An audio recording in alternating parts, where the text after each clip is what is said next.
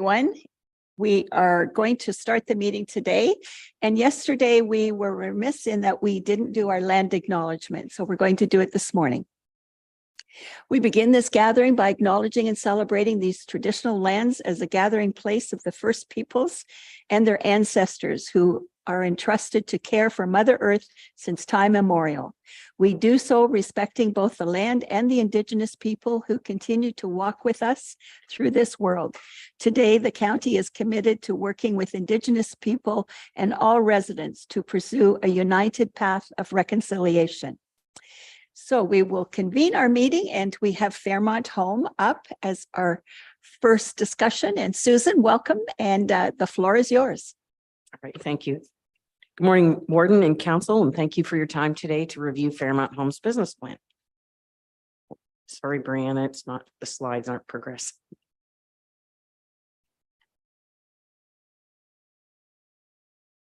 Do you want me just to let you know when to adjust the slides? Okay, thank you. So just to go over a brief overview of Fairmont Home, I'll just focus on a few of the bullets. So we're a 128 bed accredited long-term care home. And since 2017, we've been keeping track of the last known address of any resident admissions. So currently there's approximately 5% of the resident population came from Frontenac County, 78% from the city of Kingston, and at 17% from other areas, typically within the province.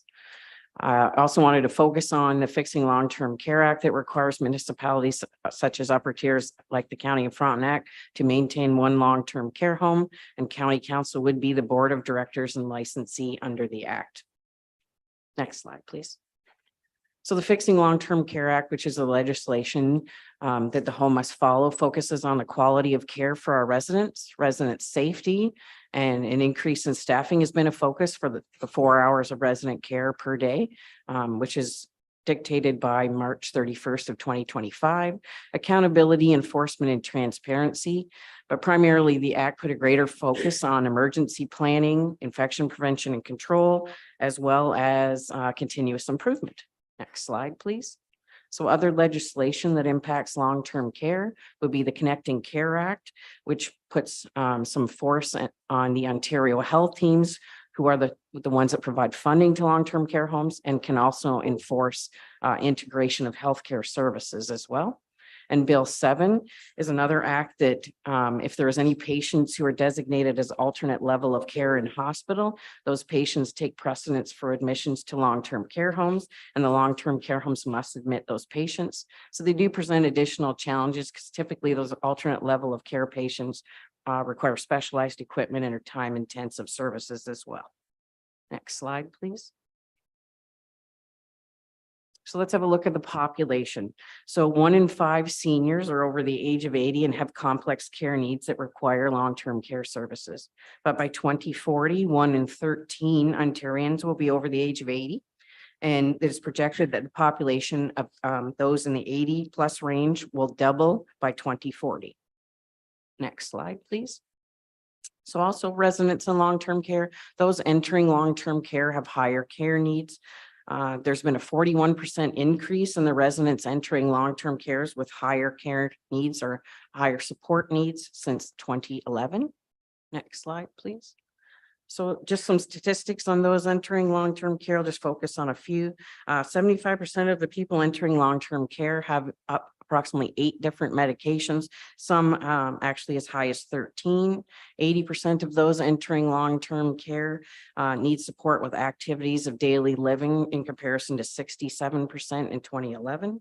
76% of residents entering long-term care have mild to severe cognitive issues, which is an increase of 25% since 2011. Next slide, please. So patients awaiting long-term care. So the current wait list has doubled in 10 years with approximately 40,000 who are awaiting long-term care currently. Fairmont's wait list as of August 31st was 482 residents on the admission list. And if you looked at the current capacity of the home and admission rate, so it would take approximately 5 years or more than 5 years just to admit those who are on the list currently. Next list, just again, focus on wait list. The average senior waits 149 days to access long-term care, but some wait in an average of 2.5 years before admission. So I just wanted to bring you some focus on this current slide with the light blue being residents from the community and that in the dark purple being residents from hospital. Just focusing back on that Bill 7 that I mentioned earlier, which expedites patients from hospital. If you look at these slides, for example, Fairmount's patients or residents admitted from hospital had a wait time of about 329 days in 2021, where in 2022, that wait time is now significantly decreased to 44 days. But if you look at seniors in the community, which again is the purple bar, their wait time in 2021 was 217 days for admission, has now increased to 327 days from the community because the hospital patients take precedence for long-term care. Nursing and personal care envelope. It's been mentioned before, but I just wanted to touch on the base of the case mix index is a factor that's applied to the data that's collected for each home that shows the acuity or care levels of the residents in the home. So the top line would show the home's actual acuity levels, where the center line shows you what the funding is that's received for the residents under that nursing and personal care envelope, because it's adjusted by a case mix index. So the predictability of funding really is what the home requires to be able to service the current residents that have the current acuity levels. But unfortunately, the case mix index service or data collection enforces today's funding to be based on data that was collected 2 years ago. So the human health resource crisis. Ontario long-term cares will require an additional 58,600 additional nurses and PSWs to be in place by 2029, which is about double the current workforce. And in 2022, nearly all homes were having difficulty recruiting and retaining registered staff, primarily so registered nurses and registered practical nurses. But in addition, 60% of homes were also reporting difficulty filling PSW and dietary aid shifts. And similar to other healthcare organizations, Fairmount Home is experiencing a shortage and therefore is reliant on temporary agencies, primarily for registered staff. Business plan changes. So again, we spoke of the 4 hours of resident care per day. So the home will continue to progress towards that. It is currently at 3.77 hours per day, and the ministry mandate at this point is 3.75. So we are meeting that. Funding and resident accommodations are based on the ministry announcements, usually in January and July. Next slide, please. So hours of care, again, I said we're at about the 3.77, but thank you to County Council for supporting Fairmount residents to progress towards this 4 hours of care starting in 2016, long before it was legislatively required. So we thank you for that commitment. And overall, the home will continue to assess the staff needs to support the resident care needs in the home as we move forward. So the redevelopment study that was produced by G Architects was provided to council in July 2022 and again in April 2023. And at our last meeting in October, staff provided 4 options for County Council's consideration, and staff will investigate the preliminary option number 3 that was mandated by County Council. So let's look at the accomplishments for 2023. So we've achieved a 3-year CARF accreditation. The asset condition assessment is underway. The strategic plan has been updated. County Council and staff are working towards the redevelopment options for the home. We were successful in recruiting a new medical director to service the home's residents. Next slide, please. We also implemented an ozone laundry system that was approved as part of the Energy Conservation and Demand Management Program, so it will reduce the home's carbon footprint. We also implemented a microfiber cleaning system to assist housekeeping. There was also a ministry-led LED retrofit that the home is progressing towards. And lastly, just to focus on continuous improvement. This year, there was additional training on GPA, or the gentle persuasion approach, which is just a program helping for people who are dealing with adults that have dementia. There was also a training program on the working mind, which is to assist employees and reduce the stigma around mental health concerns. So we just wanted to focus on some challenges and mitigations for long-term care. So again, I spoke of Ontario Health and their authority in the province. So we need to be mindful and keep abreast of changes that they may implement and participate where appropriate.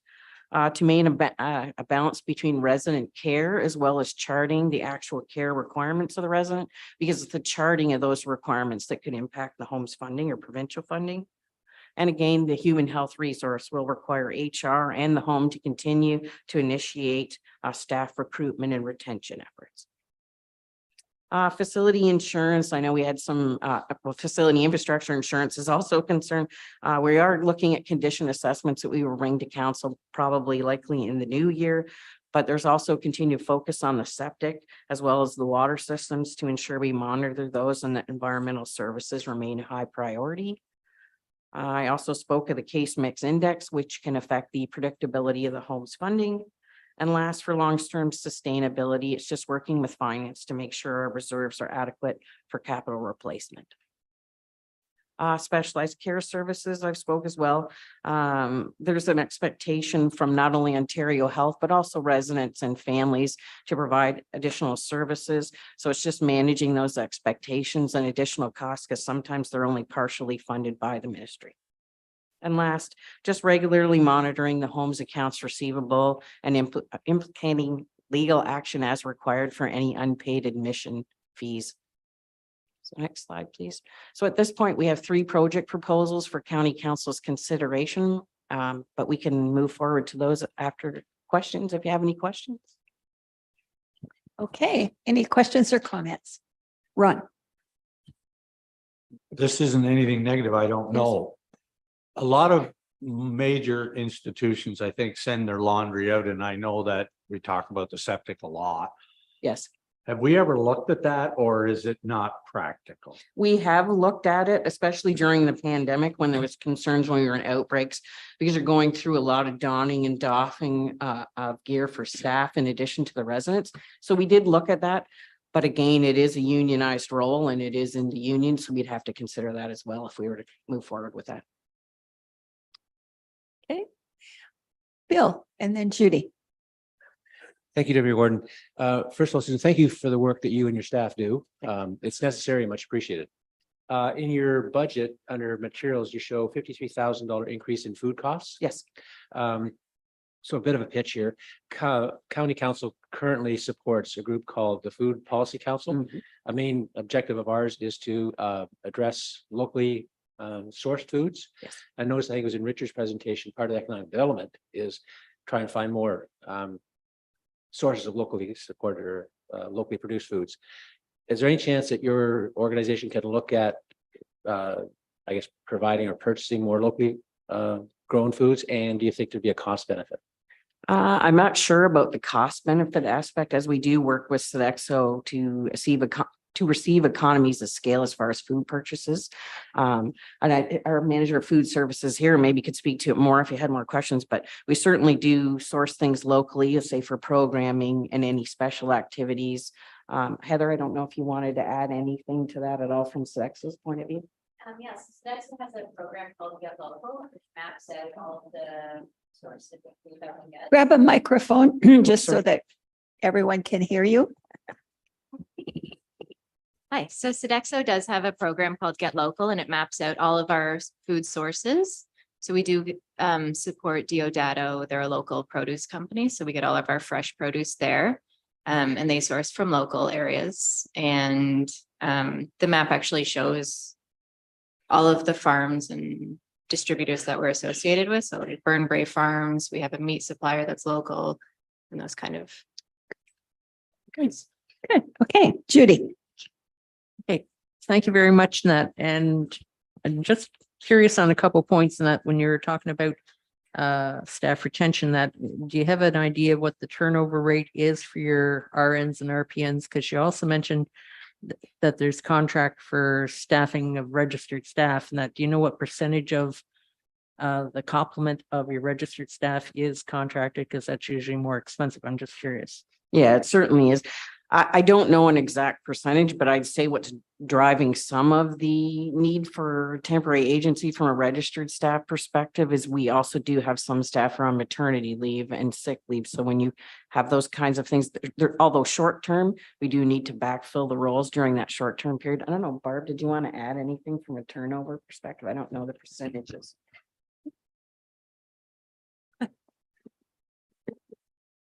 So we don't have the breakdown by, I guess, classification. Overall, our turnover is about 13.5% right now.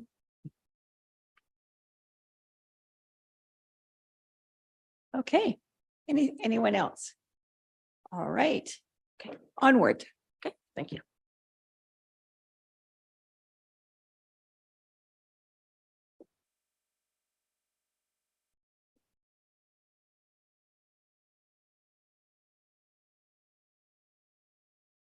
Okay, and this is Heather. Okay. Hi. Okay. Sorry, I'm Heather, the food service manager at Fairmount Home. And I'm here to represent Sarah Saunders, the environmental service manager. Do I do this or is that? Okay. So this is our maintenance project proposal, and we're proposing to increase our service level in maintenance with an additional part-time 6th position. So maintenance is key responsibilities. They operate and monitor all of our building systems, electrical systems with generator, plumbing systems, well pump, septic tank, the tile bed, HVAC, nursing call bell systems, fire alarm systems, fire extinguishing systems, and a whole array of equipment. They perform regular testing and sampling requirements for the ministries, documenting and system maintenance in accordance with the Safe Drinking Water Act.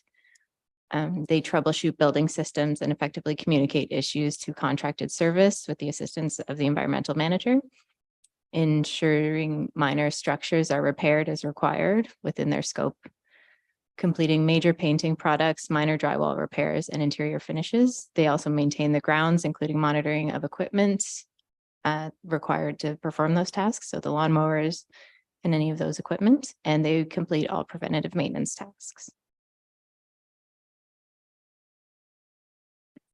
As per the Fixing Long-Term Care Act, these are the requirements for a maintenance system, a maintenance program. We have to ensure that maintenance are available 7 days per week, scheduled procedures for preventative maintenance and remedial maintenance, electrical and non-electrical equipment, including mechanical lifts, all equipments, devices, heating, ventilation, air conditioning systems being cleaned and in good repair, plumbing maintained, our boilers, and hot water holding tanks, and the BAS system, which is the building automation system that they maintain. And the licensee ensures that the home's mechanical ventilation systems are functioning at all times. So our current maintenance complement, we have 3 maintenance shifts, 22.5 hours, Monday to Wednesday, 2 maintenance shifts, which equal 15 hours, Thursday and Friday, and 1 maintenance shift on Saturday and Sunday, 7.5 hours. And some of the challenges we're facing with our current maintenance complement is that we're having trouble maintaining our casual employees. They often have full-time other jobs and aren't available to pick up vacation and sick time coverage. We need more hours to complete major projects in the home, such as painting and lawn care, and accruing overtime costs due to lack of coverage on weekends. And we get approximately 100 work orders monthly. So that's on top of their daily maintenance activities that they have to stop doing those and quickly fix something so that residents are kept safe. So council has 3 priorities that apply to this project proposal. 4, respect for the taxpayer, continuing to improve customer, resident, and financial services, maintaining a strong organization with positive work culture, and ensuring the building systems are running adequately to ensure the comfort of our residents and staff and visitors. So some of the options that we evaluated is adding 22.5 hours weekly to our maintenance schedule, contracting out the services, or keeping status quo and having no increase. So this is our proposed new maintenance complement schedule, to have 3 maintenance shifts Monday to Wednesday, 3 maintenance shifts Thursday and Friday, which would be the addition of 1 per day, and Saturday and Sunday to have one maintenance shift and one maintenance shift every other weekend and 2 maintenance shifts every other weekend.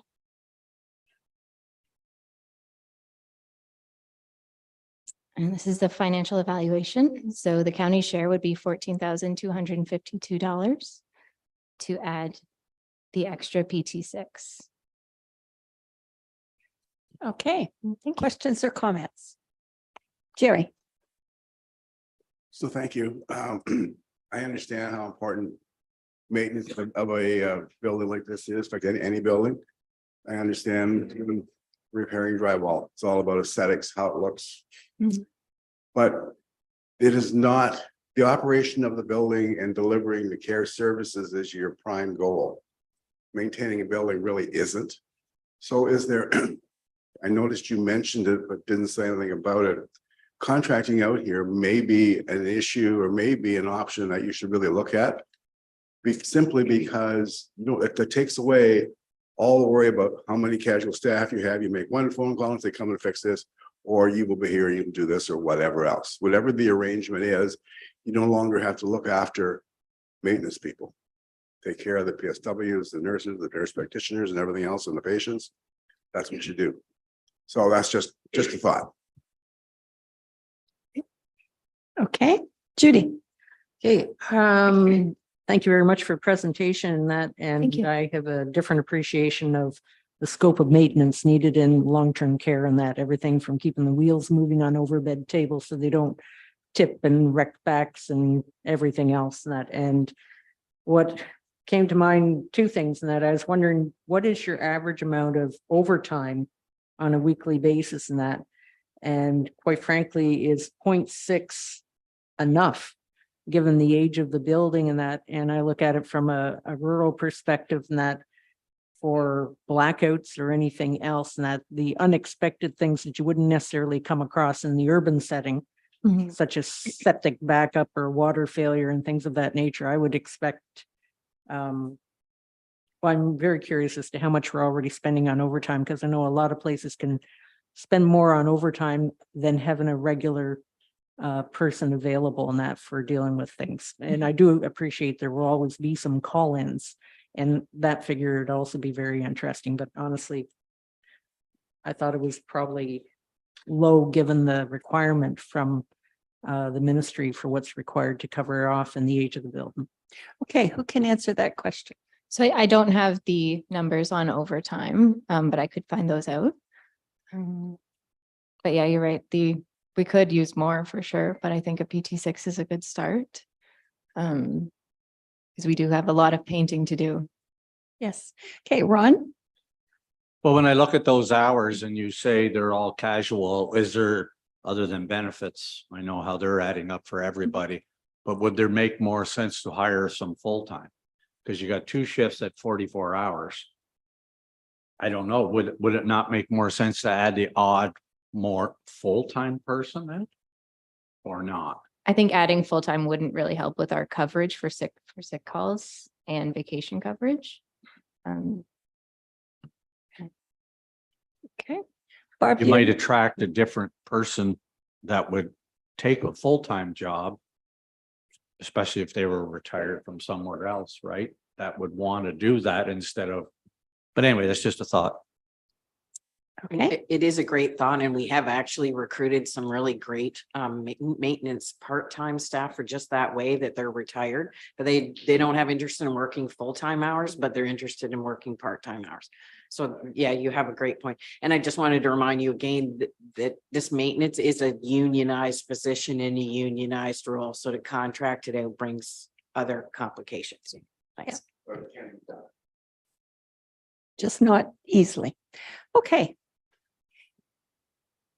There's more parts to your presentation, or is someone else? Okay, you go right ahead then. I don't have that part of the agenda. Your mic is shut off again. Sorry, thank you. Am I doing that? Okay. So thank you for having me back. I'm here for the housekeeping presentation. So we're proposing to increase the weekend shifts in housekeeping to maintain the service level in the home during the weekends. So here are the housekeeping responsibilities. They maintain a clean, safe, and sanitary environment for our residents throughout Fairmount Home, as well as the county administrative offices. They clean, sanitize, and disinfect, including but not limited to washrooms, furniture, flooring, light, fixtures, walls, windows, appliances, and equipment. And they clean and sanitize our residents' rooms. As per the Fixing Long-Term Care Homes Act, here are the requirements of a housekeeping services. We must ensure that we clean the home, the bedroom, the common areas, including cleaning and disinfecting resident care equipment, supplies and devices, and contact surfaces. Removal and safe disposal of dry and wet garbage, and addressing incidents of lingering offensive odors. So our current housekeeping service level, Monday to Friday, we have 4 early shifts totaling 30 hours and 2 late shifts totaling 15 hours. And Saturday and Sunday, we have half of that. So we have 2 early shifts, 15 hours, and 2 late shifts, 15 hours. Our current service level, housekeeping service levels, is 15 hours less per day on weekends. There's an increase in visitors on the weekends, so there's not less duties to do. And we want to have the right person doing the right job, and our workload doesn't decrease on weekends. So council has 2 priorities that would apply to this project, including continually to improve customer, resident, and financial services, and maintaining a strong organization and positive work culture. The options we evaluated for this was to increase by 30 hours weekly, 15 hours each day on Saturday and Sunday, increase by 15 hours weekly, 7.5 hours each day, Saturday and Sunday, and leave it status quo with no increase. So our proposed service level is that housekeeping maintains the same service levels 7 days per week over the next 2 years. And our goal is to ensure the cleanliness of the home is maintained 7 days a week, and to have a positive work culture with adequate time for daily tasks. So here's the importance of cleaning and disinfection. It's critical to prevent the spread of viruses and bacteria that cause illness, removal of dust and dirt, which improves air quality, helping to eliminate lingering offensive odors, and ensuring an attractive, pleasing environment for our residents, staff, and visitors. So we're requesting approval to increase the housekeeping service levels on weekends with the addition of 15 hours weekly. So the county share in the first year would be 8,417. And this would be 2 part-time PT2s working every other weekend. And Okay, questions and comments on that? Seeing none. Are you doing the next one? I hope not. I'm a little less prepared for that one. You could probably do it. Well, thank you for having me. Please. No Okay, questions. thank you, Thank Heather. you. See you next year.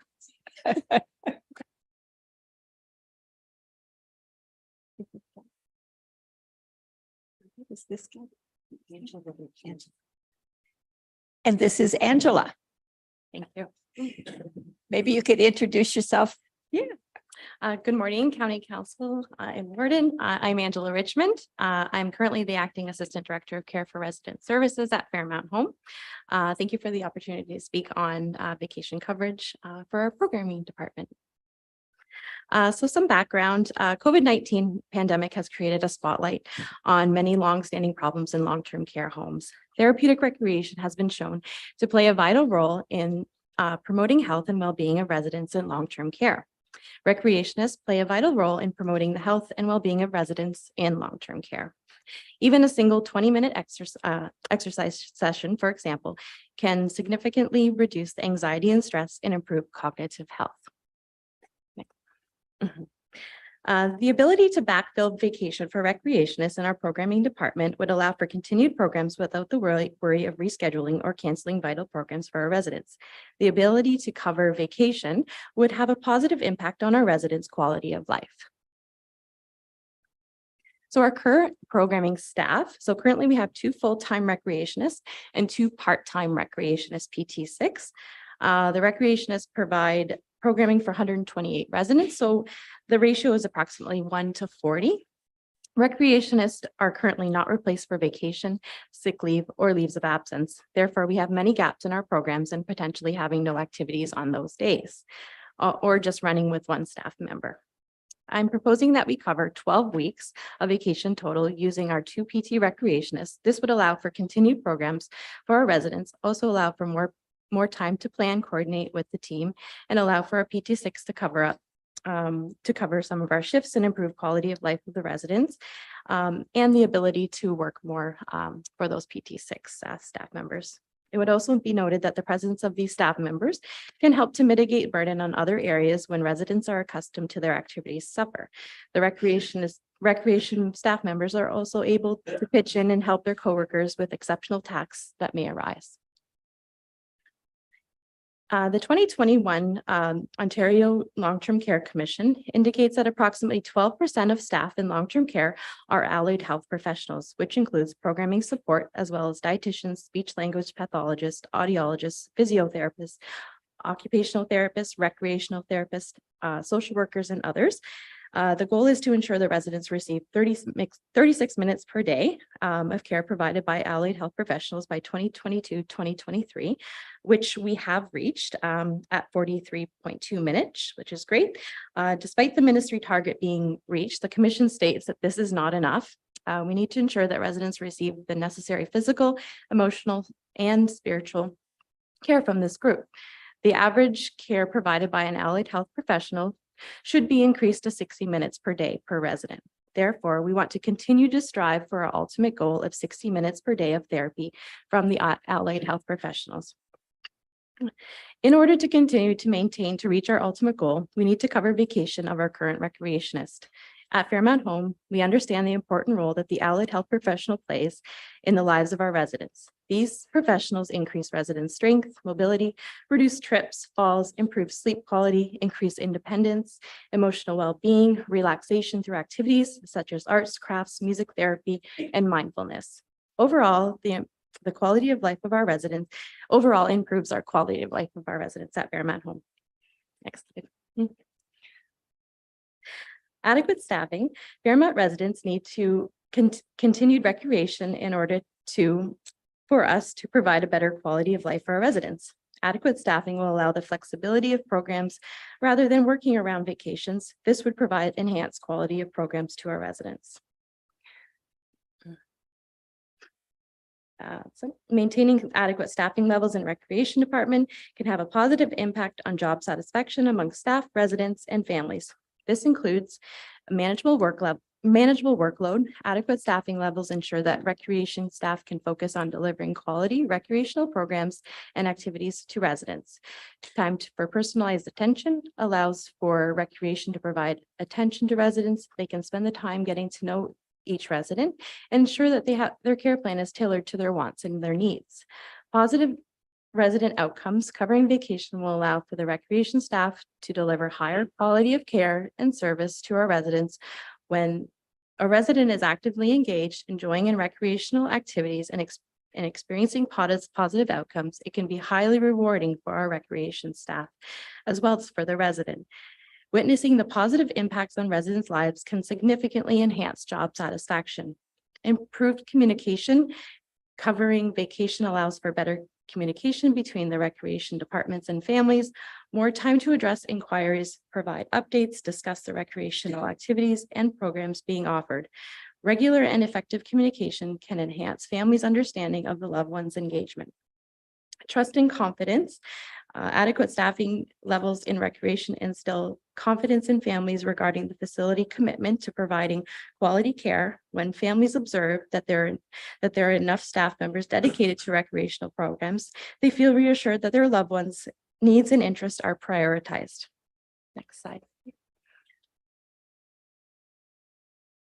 The primary goal of therapeutic recreation in long-term care are enhancing physical health through exercise programs, sports, outdoor activities, and improved physical well-being, stimulating cognitive function through a variety of activities, puzzles, trivia, trivia and memory games, supports emotional well-being through activities such as art therapy, music therapy, pet therapy, and mindfulness activities, promotes social interaction, building relationships among co-residents through group activities, outings, and social events, enhances quality of life and enhances quality of life.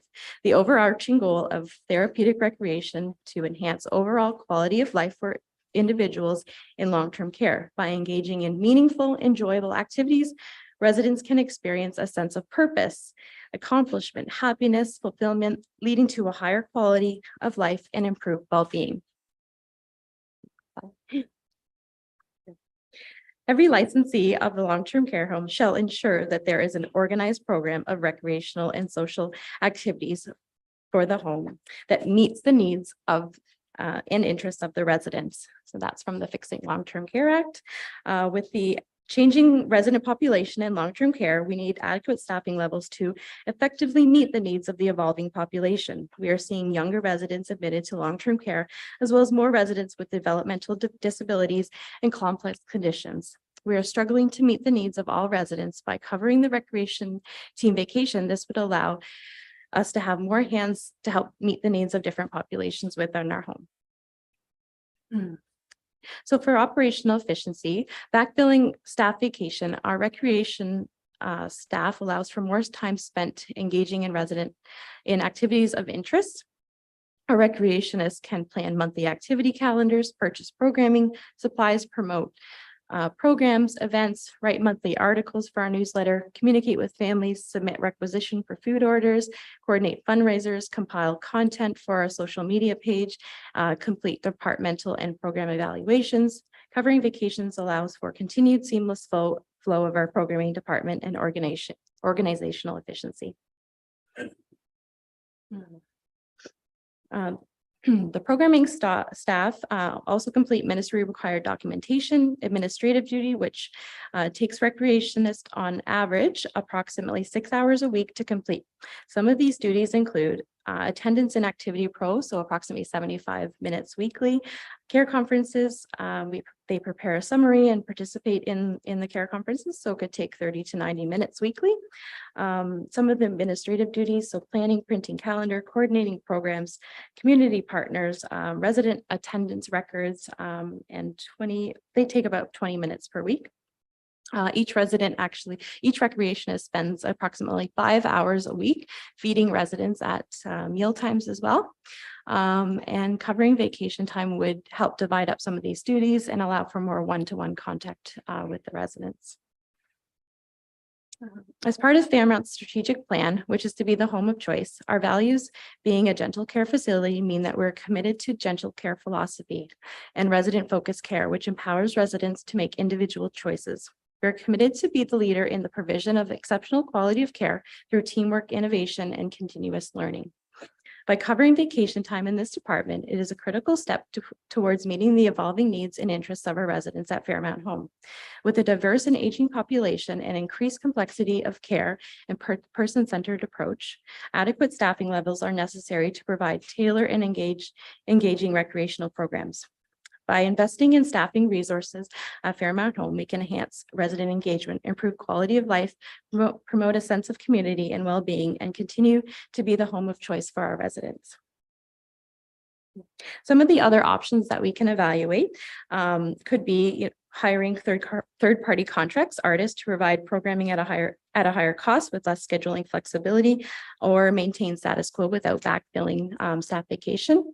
The option to hire third-party artists can be great for special events, but we can't rely on this higher cost choice to meet our residents' needs. Often the involvement of such artists still requires planning, coordination from our in-home recreationist, the organization, and volunteers to assist. Third parties would also need supervision from our recreational staff member. With maintaining status quo, we're not working towards our ultimate goal of 60 minutes per day, and we'll continue to struggle to ensure adequate coverage on vacation days. The programming department works very hard for each and every resident of Fairmount Home. I know when some of the the staff do take vacation days, they do feel the burden that they're letting residents down.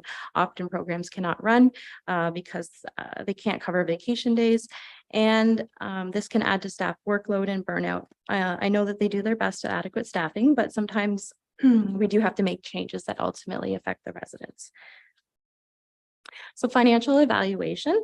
So the timing of the project would be 2024 with a total cost of 22,541 with some revenue from Kingston, City of Kingston, so 15,328, with the county portion being 7,213. Any questions? Hey, questions or comments? Ron? Does this ask contribute to the 4 hours of care? Because you, no disrespect, but you make it sound like it's a really important part of daily care. So if we're at 377, does a smidgen of this contribute to 4 hours of care, or it doesn't? This is all I feel like this might separate. be a separate section, so allied health, but maybe.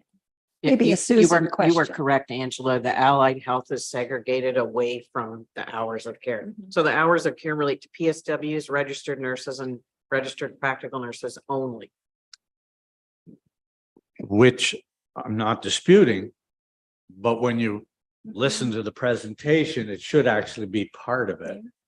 I mean, it's obviously critical, but it sounds of it, right? We'll have to let the ministry know how we Yes. feel. I agree. Judy? Thank you for the presentation. I was wondering about the percentage of hours on weekend and, evening usually is minimal on that. Mainly, I would hope for the younger people because the dementias and people with, compromised are in bed by 7 type of thing usually. But I'm very curious about the weekend in particular because that is a time where there's often reduced staffing all the way across the board. And reduced recreation therapy can be very dramatic. So can you tell me how much you spend currently? And it sounds like this is only a proposal for backfilling hours existing, so it's important to know. Yeah, for sure. So right now we do have 2 full-time recreationists that work. I believe they have like 2 weekends off and then they work a weekend. So then we do backfill weekends with our PT6, the 2 PT6 recreationists on weekends so that they would fill in so there would always be 1 to 2 staff on the weekends. But everybody is entitled to vacation. So certainly we wouldn't be able to cover a weekend when there's a full-time taking vacation. We wouldn't be able to cover that. So are you saying that there's 15 hours on a Saturday of recreation therapy currently and including Sunday or? Yeah, I'd have to actually look at the numbers, but I believe it's something along those lines. Okay, Ron. Do, Sorry. Are 2 to 3 weeks. So it's. Sorry, can I ask you, Emily, to step to a microphone because your voice doesn't pick up on the YouTube feed? I was just hoping to add that the 2 part-time 6, the way that their shifts fall is they work 2 to 3 weekends to ensure we have better weekend coverage. Okay. Ron and then Fred. In these positions, can you use volunteers? No, we can't. Okay. Fred. When you were speaking of artists, what type of artists are you talking about? So, so we have had somebody come in, like a contracted person coming in to do painting with the residents.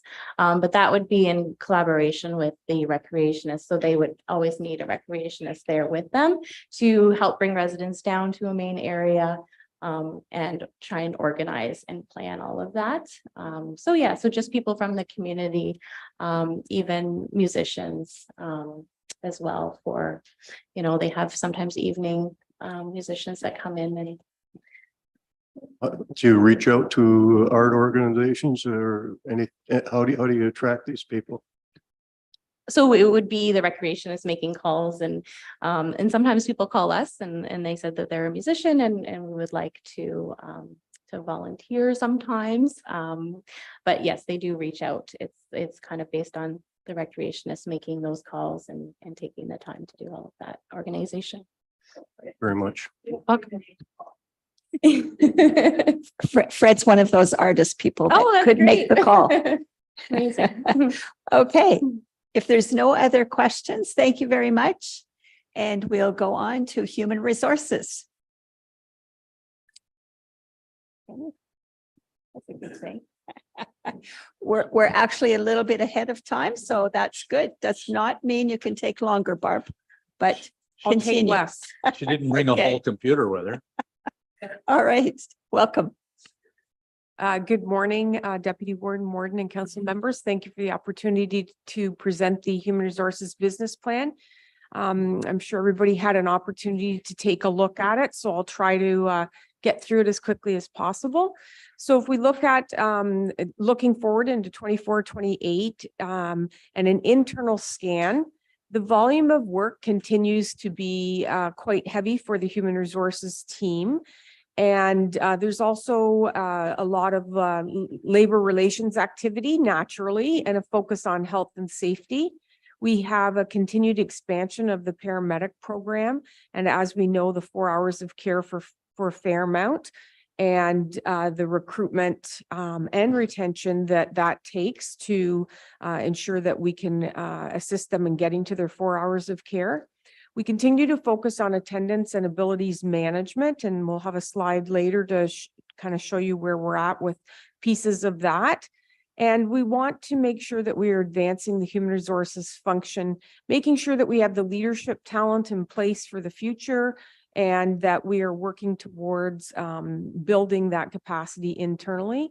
And of course, we have a bit of an aging workforce, myself excluded, and some potential retirements for some key positions over the coming years. And as you know, we sourced and implemented our human resources information system, and we will continue to implement various modules of that and making sure that our staff and those users are getting more familiar with the system and being able to access the information that's important to them. Looking externally, as you've heard from Fairmount Home today, and we've heard from paramedic services in the past as well, there is a big challenge recruiting and retaining staff. We have skill shortages. We have competition from all areas for the qualified talent out there. And looking forward as well, we started our initiatives with equity, diversity, and inclusion. It's a really important piece of evolving our culture, and we'll continue working with that. We've seen the inflation over the last few years, and we know that that impacts our negotiations. And excuse me. And we also have, after almost 4 years of working remotely for the county admin group, we are returning to office and looking at, of course, making sure that everybody's comfortable in shifting in that area and getting back to the office. So for our focus in 24 to 28, as mentioned, we're going to continue to build our leadership capacity, and we do that through succession planning and really focusing on developing individuals and developing their skills that they specifically need to enhance. We also have mentoring and making sure that overall our leaders are receiving development.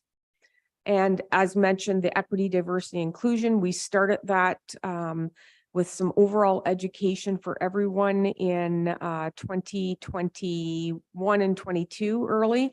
And now for all new hires, they receive education on equity, diversity, inclusion, and the importance of making sure that we build that into our culture so that everyone feels welcome and everyone can contribute.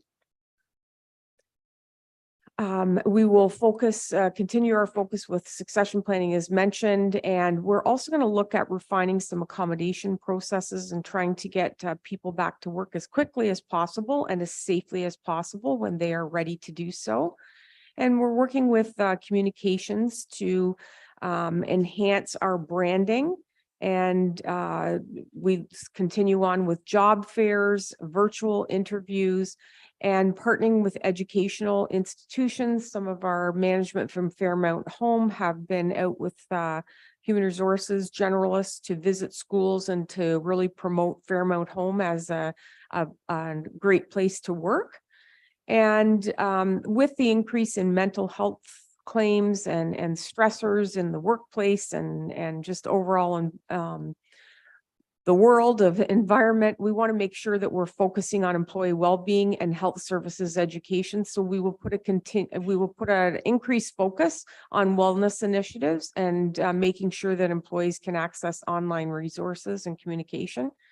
We'll continue with focusing on grievance management and trying to resolve grievances before they are forwarded on to mediation.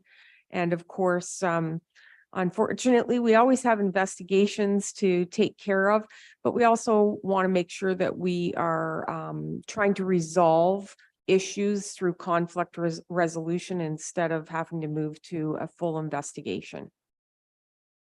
So when we look at our temporary disability and chronic and COVID numbers in 2022, 48% of all sick time hours were related to chronic, COVID, and temporary disabilities. And in 2023, as of the end of August, we can see that 37% were related to those three areas. Of course, we saw a significant decrease in COVID sick hours. And but I think with chronic and temporary disabilities, we'll continue to see regular numbers there with those two areas. So we do our best to manage those and provide supports, and as well trying to get people back to work as quickly as possible. So looking at some key achievements for 22 and 23 year to date as of the end of August, 82% of all jobs were filled in 2022, and we're trending at about 80% for 2023. And we're fairly consistent with our internal hire rate, a little bit of an increase there for 2023 so far. And in 2022, we had 297 virtual interviews. And yesterday, reviewing my slides, I looked at that 90 number and thought that looked a little low. So I asked for a recount, and it's actually, as of the end of August, was sitting at 173. So sorry about that. There's a typo there. And then our turnover rate, we can see a slight decrease for 2023 right now, as of the end of August at 13.3%. And hopefully that will stay in around that number or become even less.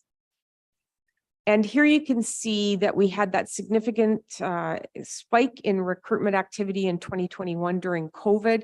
And then in 2022, it came down to a more manageable number with the temporary staff that we have assisting in human resources. And as of the end of August, and if we extrapolate that out to the end of the year, we're trending at about the same as 2022, maybe a little bit higher. So with the 4 hours of care and the expansion of the paramedic program, we'll continue to see pretty heavy recruitment activity. During 2022 and 23, our occupational health nurse, Bonnie, who retired, and now we have Brianne, have been pretty busy with visits from employees, and that's a key part of their role. And as well, working with managers on workplace incidences and lost time claims. So we can see that we are trending a little bit lower in lost time claims. Hopefully that number stays a little bit lower. All of the occupational health policies were updated this year. As well, we introduced some new policies such as working from alternate locations and disconnecting from work. And in preparation for Fairmount's CARF audit, we also updated many policies. With leadership development, several leaders participated in a project management course. We had some people attend the fact-finding and investigations course at Queen's, and also arbitration skills and evolving the workplace in equity, diversity, inclusion. So all of the leadership team went through that. We started it with an overview the year prior, and then we'll continue to add education in that area. Every employee of the county goes through civility in the workplace training. and as well equity, diversity, and inclusion. Everybody was trained in 2022, and all new hires also do online training. We have focused on our succession planning and meet every 6 months. And so we've got 32 potential successors identified, and those potential successors have individual development plans that focuses on their growth needs. Under the area of compensation, once we resolve the QP 2290 collective agreement, we will have to look at pay equity adjustments where necessary. And as you know, last year, we also did the council remuneration studies for both council and non-union, I should say. We continue to have, ongoing grievance activity that's natural in the workplace. We do try our best to resolve as many grievances as possible, looking at, what really is the issue, and did the employer, implement something incorrectly, or what is the issue? And so we do try to resolve those as quickly as possible.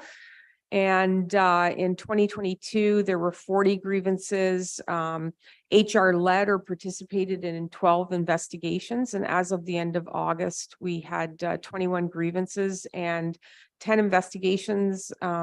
Unfortunately, we've already exceeded the 2022 number now for that area. And as we know, they involve a lot of time in fact finding and coming to the findings and report writing, et cetera, and follow up. And it's important to resolve issues with the staff involved as well.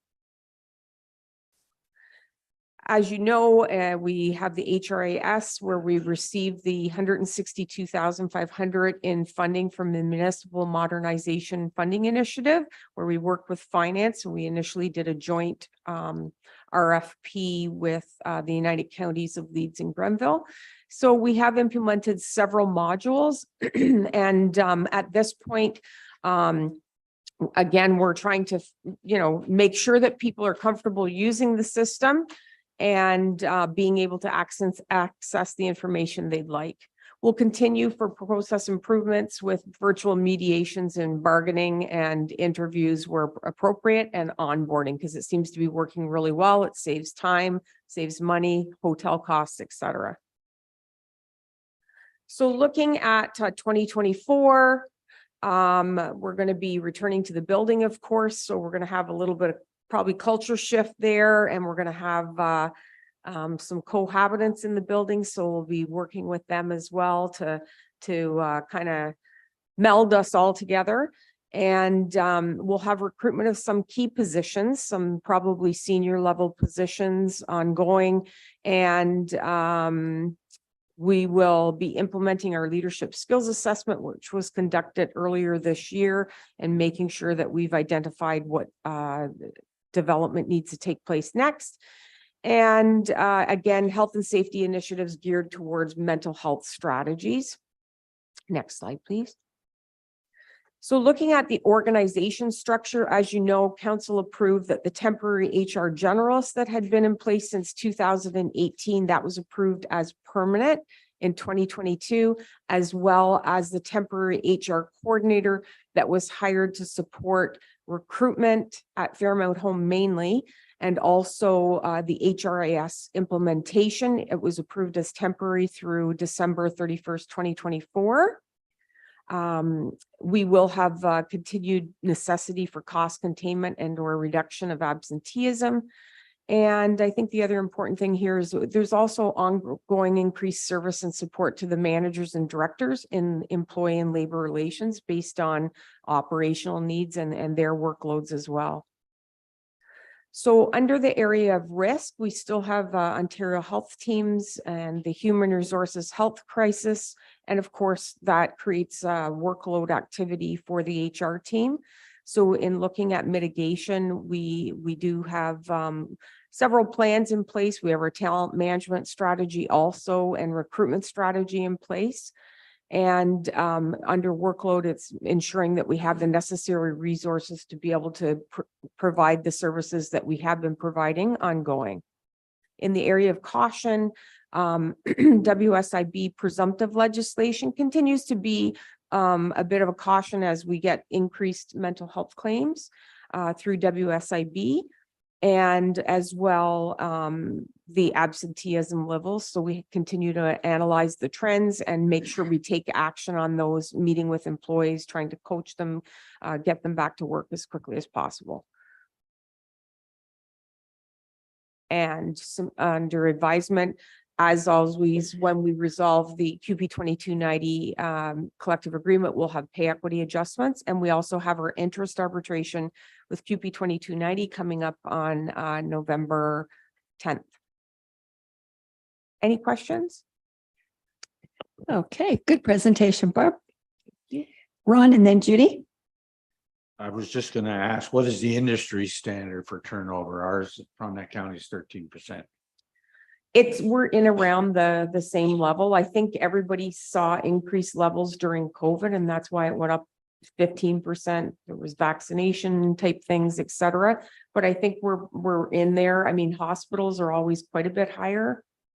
Not Okay, a stat that we do share that often though with others, municipalities. Judy.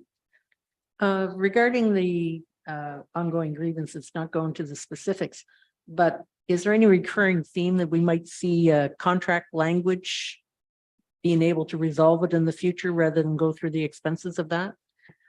Each time we go into negotiations, we always take a look at the history of the grievance activity and do exactly what you're suggesting. Is there an opportunity to refine some language? So we do look at that, but we also see a lot of health and safety grievances where maybe that a group decides, okay, let's take a look at this. We need to take a look into this. So they file a grievance related to that, and then we work through that. Okay, Bill. Thank you, Deputy Warden. Barb, you had under risk, you had family health teams, if I read that properly. I didn't understand. Ontario Health Teams. I didn't understand why that was on there. You want to comment on that, Kelly? Health teams throughout Eastern Ontario and Frontenac, Livingston, Addington. Health team is one of the 16 that have been designated lead the implementations, replace the former district health councils, which were replaced by the we're now Ontario health teams. The first mandate of this 16 that have been designated, and right now there's 50 some that are in place, but only 16 that are moving on to the next phase, are looking at home care delivery, which will impact both paramedics because of community paramedicine and long-term care in terms of people aging in place strategies. So we expect that there will be, some shifts in the delivery of operation and certainly more competition for staff as well. So, but a big unknown at this point. And also just to add to that, with the family health team, the Ministry of Health was the funder and now it is OHT. Or Ontario Health, actually, not a team, Ontario Health. Okay, no more questions, comments? Thank you very much. Now you have your proposal. I do have a project proposal. Okay. And as you heard this morning from Fairmount, they're looking for additional staff, but really there's the 4 hours of care that is also key here.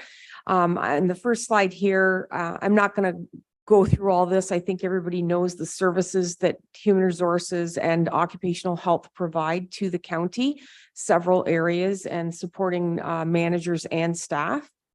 Next slide, please. So as you know, the Human Resources Coordinator was hired in April 2022, and it was approved by Council, that position, until the end of December 2024. And it was initiated to assist with both the workload with recruitment and also the implementation of the HRAS. We know that we have the ongoing health human resources crisis, and tied to that, we have our Fairmount looking to build to the 4 hours of care, which requires a lot of recruitment activity. And we also have the continued expansion of the paramedicine program.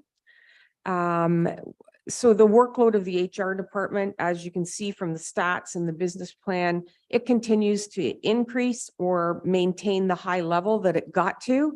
And in the past, we had to use external parties to do investigations because we just didn't have the time.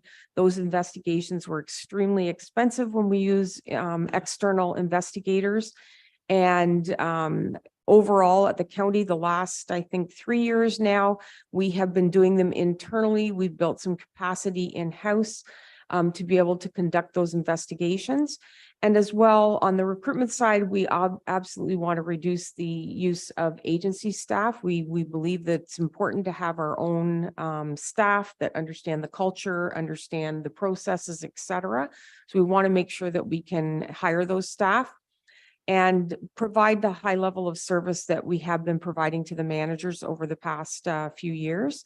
We also, with the HRAS, even though it brings efficiencies, it also requires the maintenance. So for reporting, for education to others, for implementation of further modules, and make sure we're using it to the fullest extent. Next slide, please. So the Human Resources Coordinator, this temporary position that we currently have, provides service and support in all areas of HR, including talent acquisition processes, onboarding, performance appraisal administration, the electronic or the HRIS maintenance, reporting and analysis, and also HR-related research and other administrative support.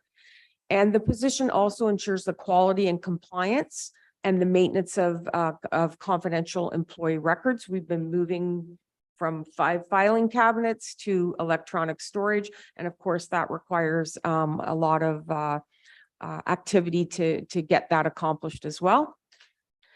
So right now we have the 2 permanent HR generalists and myself.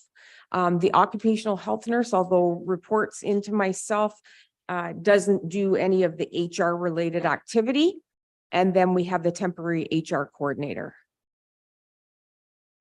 So this slide that some of you have seen prior has been updated this year.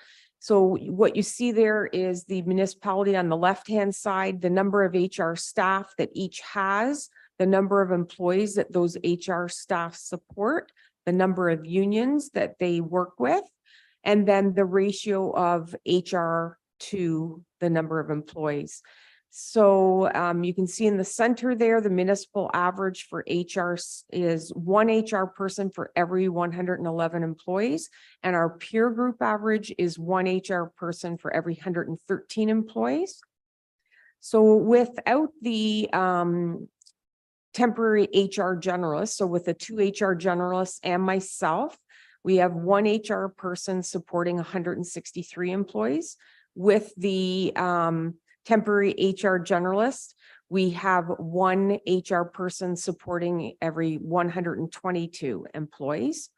So just to make sure everyone understands as well that this is a apples to apples comparison. So some HR departments have payroll reporting to them, or they have learning and development people or training and development people. This is excluding those types of positions so that it's an apples to apples comparison there. Next slide. So what we are asking is that we convert the temporary full-time HR Human Resources Coordinator to a permanent position to continue to support the HR team in the recruitment processes, labor relations, administrative tasks and research, the HR maintenance, HRS maintenance, reporting, et cetera, and ensuring that the HR team can meet the strategic, operational, and legislative requirements. And here you'll see overall a summary. I won't go into every piece of this, but strategically, we want to make sure that we can support the managers and directors and our staff, making sure that we're providing the support that they need.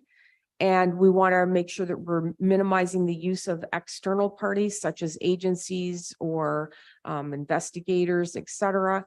And we also want to make sure that we're able to make sure that or ensure that we are operating legislatively and that we're adhering to all the requirements of the collective agreements. So the total cost of having the permanent HR coordinator is 95,600 for salary and benefits.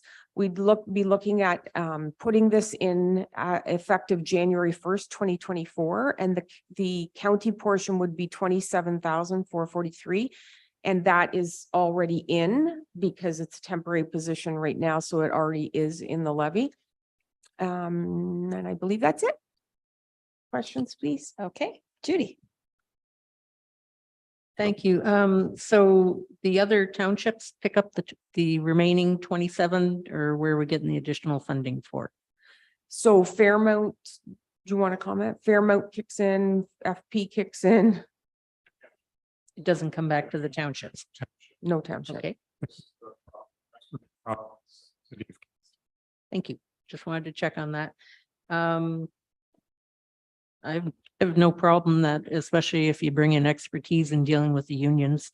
I'm looking at it that if you got rid of 5 FTEs that are on contract, you basically cover off the salary for the difference that you're paying. So I'm interested to see improvement in that area. We've got Jerry and then Fred. Thank you, Barbara, for the presentation. Excellent. Just for my edification, 27,000 would be the cost to us on the levy, but it's already in the levy because we have a part-time individual hired or a contract individual hired. Temporary. Yeah, she's temporary there. And one of the other things I forgot to mention is that the reason I'm asking for this year to become effective in 2024 is we don't want to lose that talent that we've invested by that point 2 years in, and the knowledge that that individual has, because we already lost the other temporary person we had before their contract was up. So that answers my second half of that individual will transfer across. It won't be a competition. Correct. Thank you. Okay, Fred. This, I'm just wondering if this is going to be the proper place to bring this up. You started off saying 4 hours of care is needed for Fairmount Home. And in the meantime, we're speaking about expanding Fairmount Home from 128 beds to 160 beds.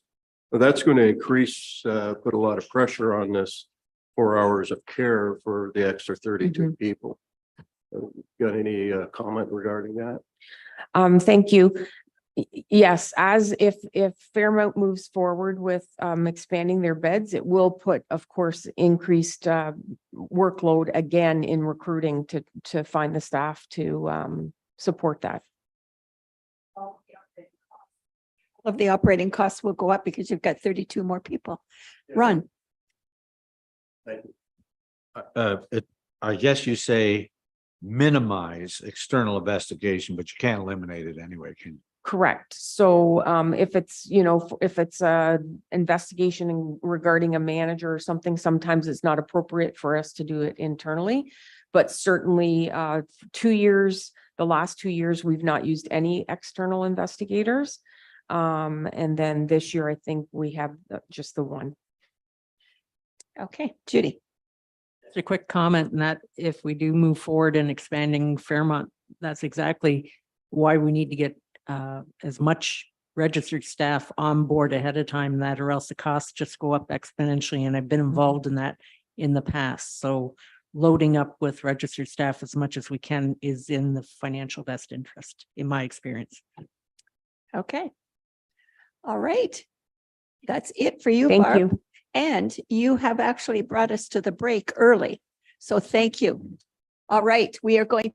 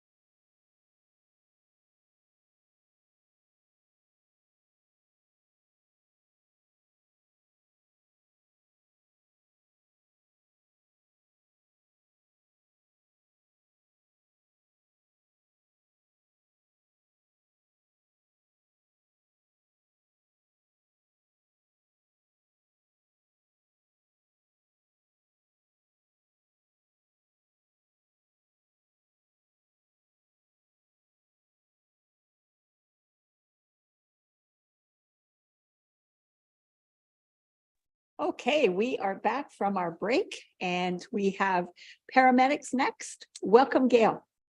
So good morning, Council. Thank you for the opportunity to present Frontenac's paramedics business plan and project proposals. Just in a way of introductions, in case you haven't met them before, I have with me Deputy Chief of Performance Standards, Mark Gowdy, and Deputy Chief of Operations, Dean Popoff, who are going to help with the presentation today.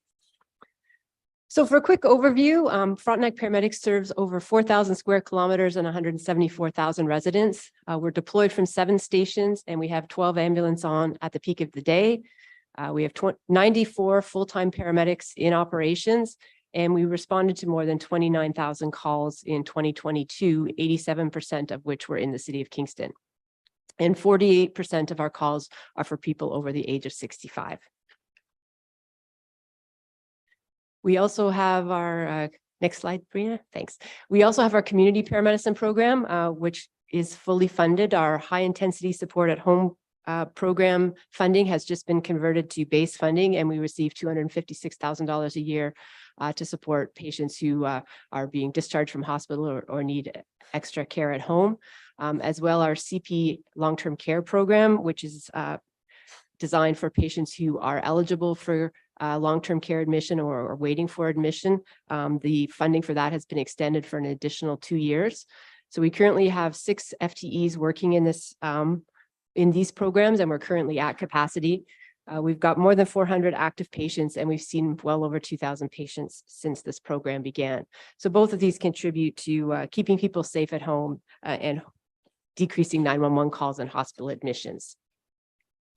To highlight some of the accomplishments in Frontenac Paramedics over the last year, we did implement the 2 12-hour resources that were approved by Council for 2023, and this had us do a complete shift rebid with all of our paramedics.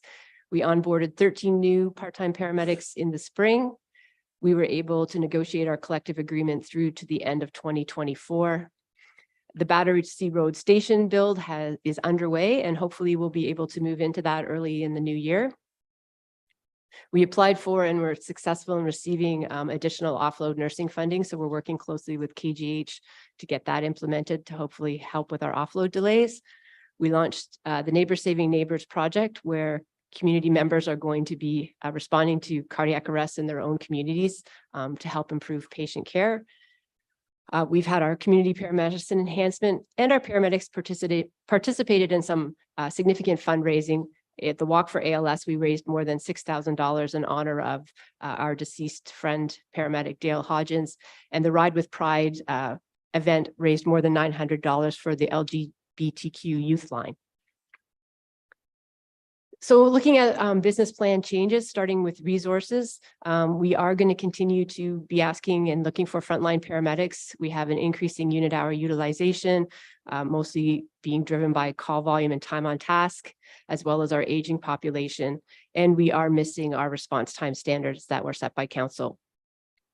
In addition, we're going to be needing to add to our leadership team. As the service grows, we're going to need to add support staff. And over the coming years, we'll be looking at adding operations superintendents, training, logistics technicians, and more scheduling clerks. We will also be looking to update the ORH study. As some of you remember, this was implemented in 2018, and it helps with optimizing our resources. We've seen a number of changes since that time. So we're looking to update that. And as well, we've had new opportunities present to have co-locations with Kingston Fire and Rescue in the west end of Kingston and on Railway Street. And we, as we talked about last week at Council, are looking at opportunities to build a central book-on headquarters training center. There are a number of challenges being faced by Frontenac paramedics. I think our number one is our offload delays. This is a hospital flow problem, but it impacts paramedics significantly. We did get additional funding, so hopefully we'll be able to mitigate that somewhat moving forward this year. And as well, our continued CP programs will hopefully help decrease the number of patients that are actually going to the hospital. But offload delays impacts all of our response times, our UHU, and leads to shift overruns and meal premiums. Staffing also continues to be a challenge, much like everywhere in healthcare. We do have continued recruitment drives. We negotiated some new part-time availability language in our collective agreement that will hopefully help us to be able to backfill shifts more easily. We have ongoing paramedic wellness initiatives with our peer support program, our staff psychologist, and our recently launched Violence Against Paramedics campaign. And the colleges have increased their enrollment for this year, although we won't actually see those students come out for a couple of years. But that should help alleviate problems across the province. As well, Frontenac has implemented a new recruitment strategy so that any of the students that ride out with us, if they choose to want to work for Frontenac after their student year, we'll be able to fast track them into the system more quickly in the spring. Our vehicle shortage continues, although we're seeing a little bit of relief. We have had delivery of some of our new and remount vehicles, but they're still taking much longer than in the past. And as well, the cost has risen significantly. The cost of a remount went up 29% over the past year. So we have already placed our 2024 orders. We're having to extend the life of our current vehicles, which is leading to increased maintenance costs.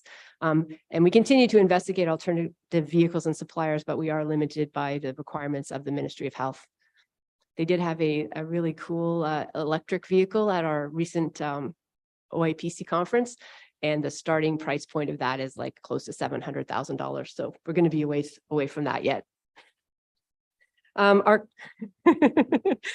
I'm not recommending that this year. Our call volume continues to be a little bit higher than predicted, which impacts our UHU response times, shift overruns, et cetera.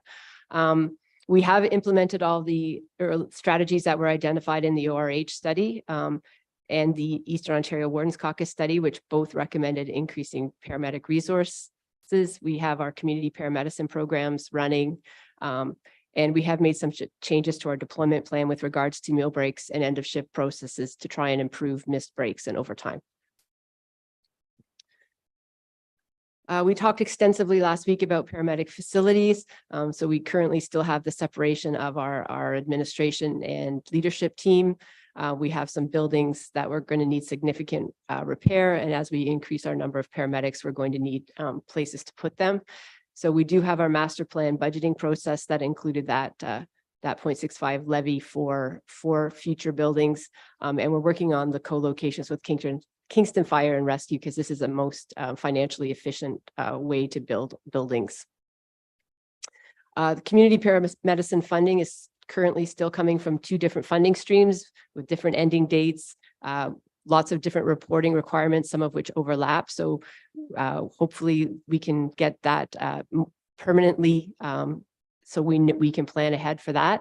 And the new ambulance dispatch system is scheduled to roll out in our region in 2025. So that means that response times for less urgent calls can be better managed by us, but that will also be a real public information piece that they'll have to be made aware of. And it could impact our cross-border billing depending on how our neighbors choose to implement their deployment plans for these less urgent calls. And we will also probably have to revisit our response time standards once that's in place. So if we look at our initiatives for 2024, we'll be looking to update the ORH study due to the significant changes we've seen since it was done in 2017. We'll be looking, you'll see a project proposal for an increase in our operations superintendent staffing, which will return us to our 2017 levels and help support the increasing number of paramedics, vehicles, stations, and equipment. We'll be asking for an additional 12-hour paramedic resource to help meet the increasing demands. This was supported by the Eastern Ontario Wardens Caucus study, and the location and times could be supported by the ORH study. And as well, our expansion of our community paramedicine program, depending on the funding that we receive from the ministry, because our current program is running at capacity. When we look forward over the next 5 years, we'll be building hopefully the stations in conjunction with Kingston Fire and Rescue in the West End and down on Railway Street, which will help coverage and response times, and will also help meet the ministry requirement to have ambulance stored in protected environments, because we have had one outside at our West End station. looking to add additional paramedic resources based on UHU and response time standards. We'll be looking to grow our administration team, as I mentioned, our paramedic facilities. And by 2028, we'll be looking to work with frontline staff to update our strategic goals for the future. Questions? Okay, Ray.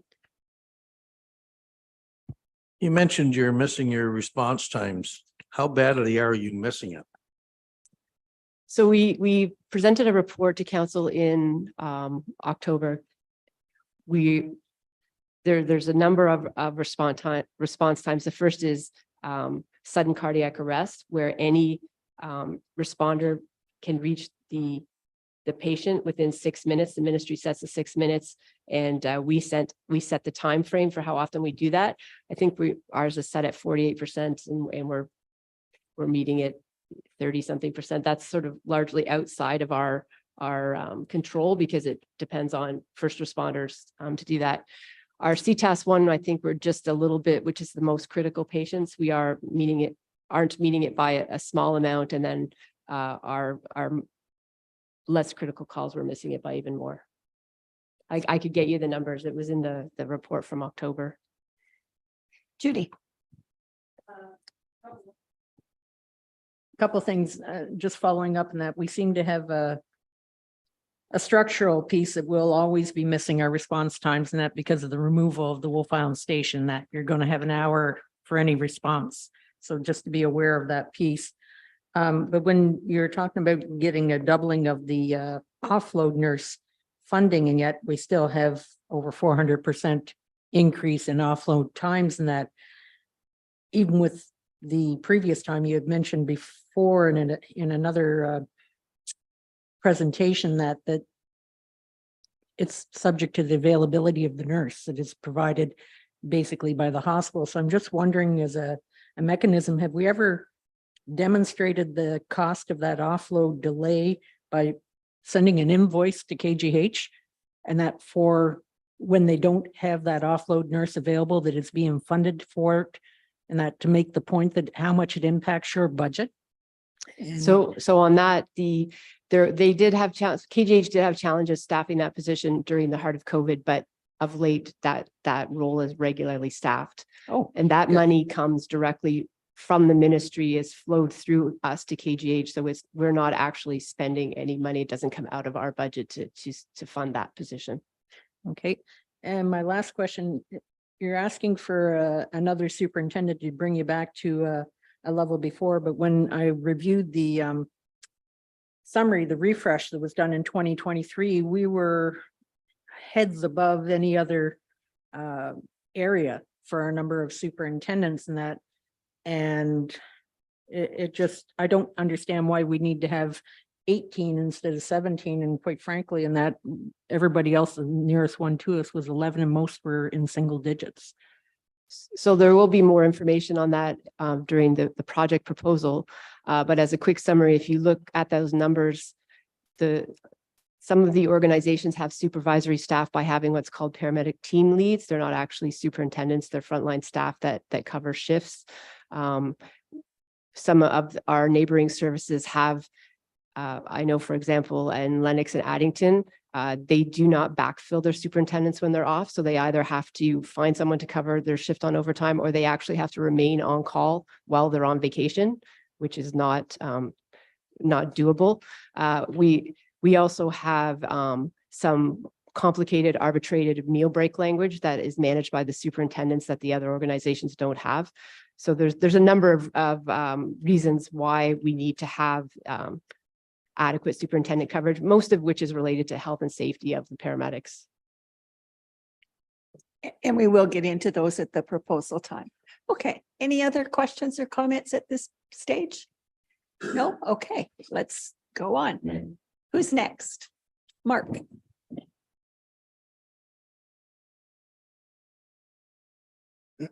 Welcome, Mark. Oh, welcome. Thank you. Warden and Council, thanks for having us here. So I'm going to present to you our project proposal for 10-year resource and facility master plan update.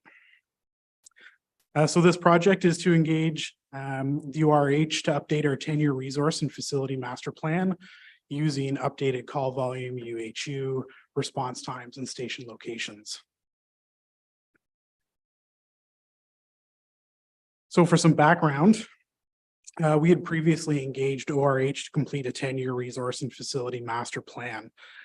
Since that time, there's been some significant changes. Some of those include our unit hour utilization increasing from 0.36 to 0.51. We've seen a deterioration of our response time standards. We've had the addition of the Battersea Road that'll soon be completed, closure of the Wolf Island Station, as well as some changes to co-locations with Kingston Fire from Division and Elliott to Railway Street. Also, we've had an opportunity presented for an additional co-location with Kingston Fire at Demers and Taylor Kidd, as well as council's recent direction to investigate the option for a central book-on station at Railway Street. And an updated ORH study would provide further modeling recommendations for posts and other system optimizations. So the EOWC study that was recently completed did provide a broad overview of Eastern Ontario and some Frontenac paramedic specifics. One of the things that did come out of that study was demonstrating the need for more resources. So the ORH study will look more in depth at Frontenac paramedic service and look at things like the impact of new station locations, recommendation for future locations, shift schedules, resources, things like that, and general overall recommendations, modeling, and system optimizations will come from that ORH study. So why are we looking at the ORH study? So it will provide a direct comparison with the recommendations made in 2019, and they have a unique simulation model and analysis technique that'll help model the impact of proposed new station locations, model the impact of a central book-on, and can evaluate other things like the impact of the Wolf Island station closure. So the legislative requirements falling under this proposal is the Ambulance Act, and in particular, the response time standards under that act. And this policy proposal is in line with other council and policy directions, including the focus on paramedics to improve response times and coverage, and increase the number of paramedics to meeting a growing demand and providing additional paramedic facilities.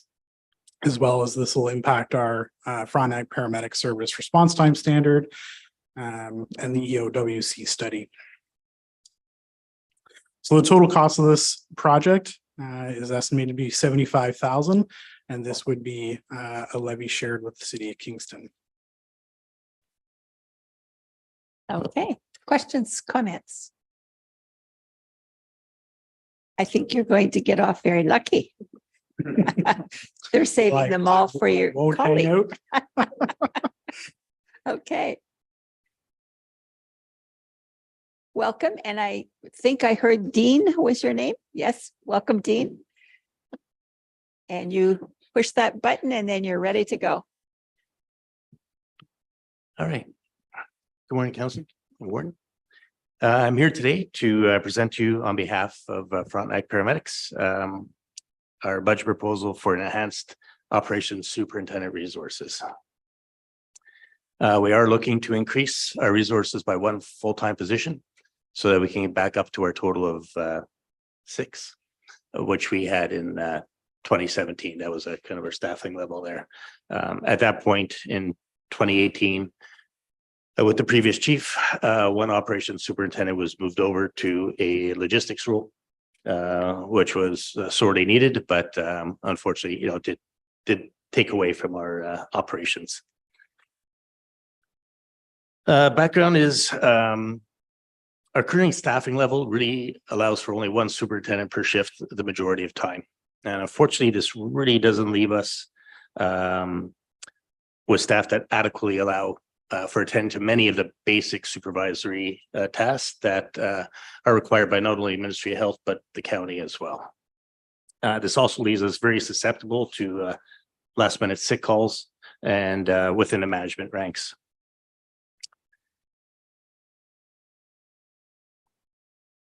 Just as was mentioned earlier on in one of the earlier questions, I think the slide really pertains to that with regards to just the number of overall supervisors. I'm going to talk about our comparators in a slide or two, but just with regards to part-time and acting superintendents, they don't really provide the same level of supervision as a full-time superintendent. First of all, like our part-time superintendents work relatively infrequently as they all have full-time jobs with their primary employers.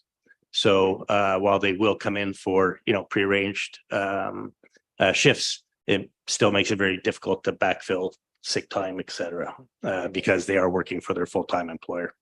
Our acting superintendents, are usually off the road for anywhere between 6 months to a year, and they will be returning to the road.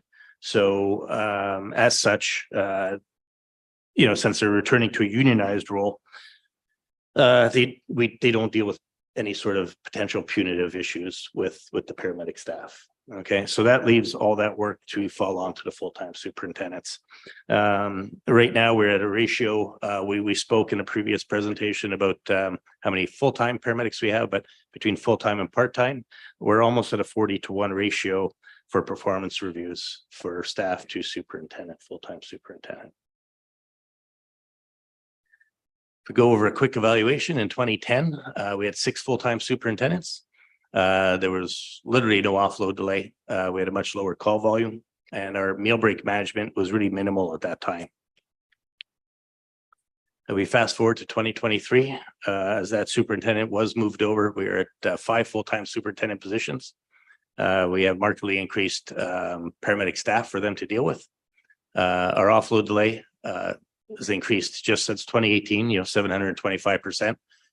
Call volume as well has increased beyond our predictions, and our meal break language has become really for superintendents, and I'll speak to that in a moment, but much more increasingly complex to navigate, and there is obviously a cost to that.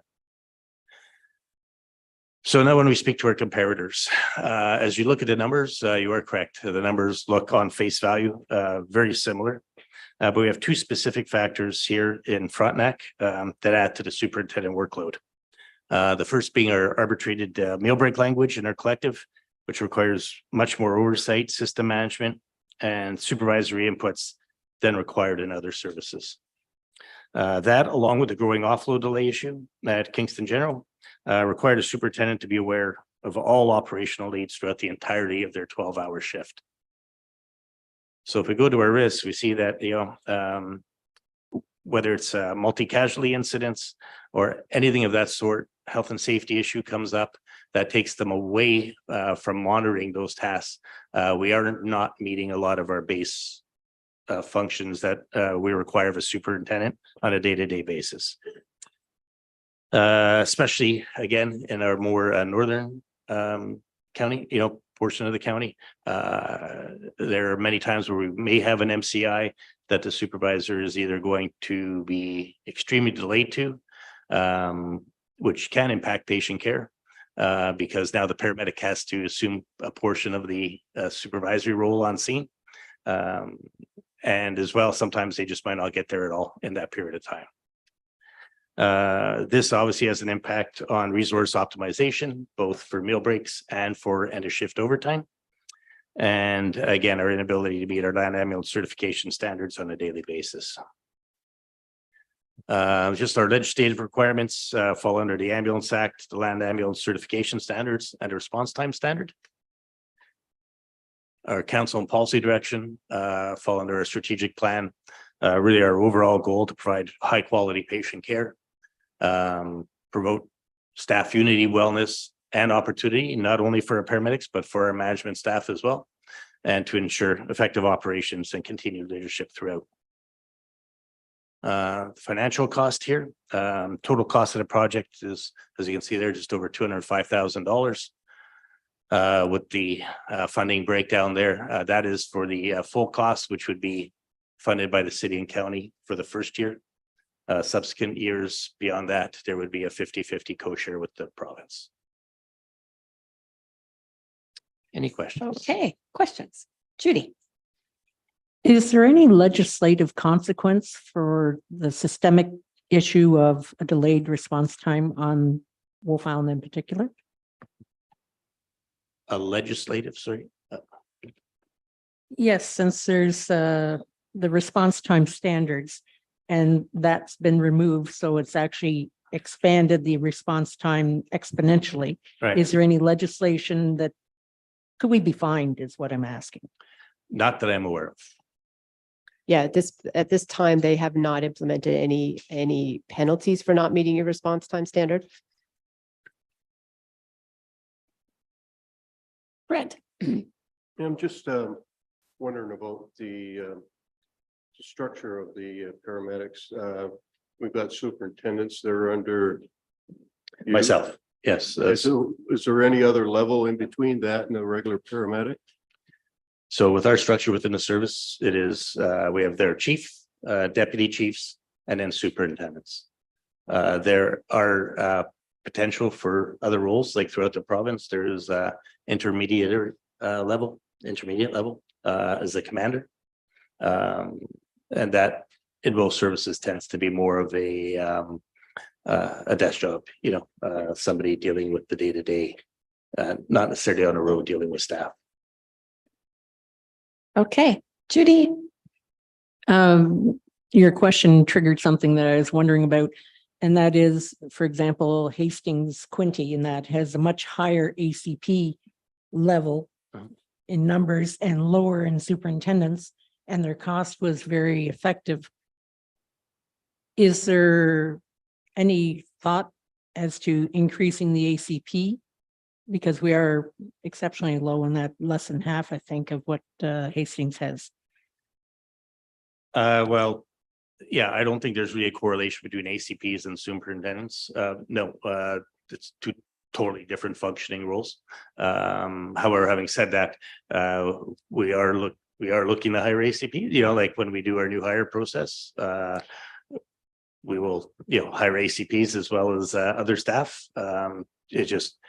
We have to choose from the resource pool that presents itself on a yearly basis. Okay, Ron.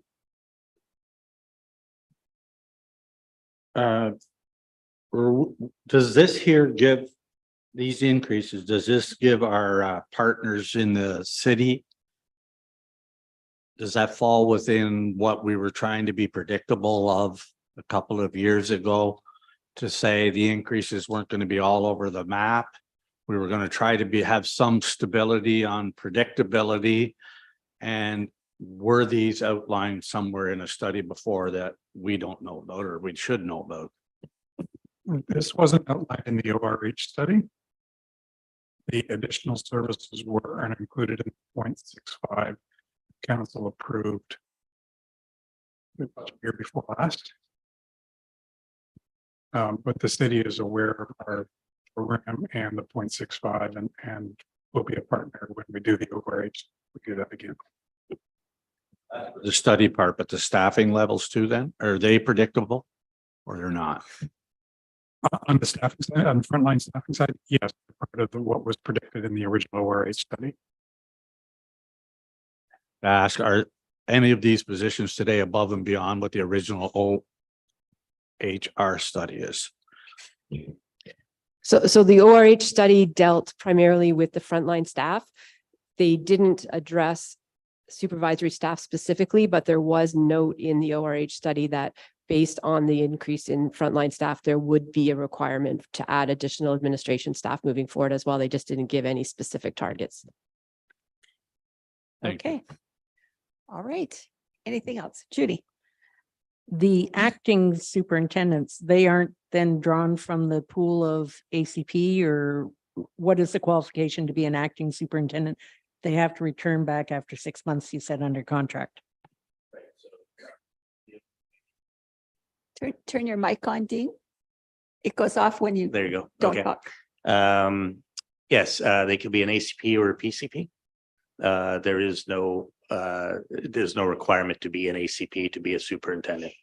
As I said, the skill set that you have as an ACP is it's a great skill set. I am an ACP myself. However, it's not necessarily transferable strictly to a superintendent role.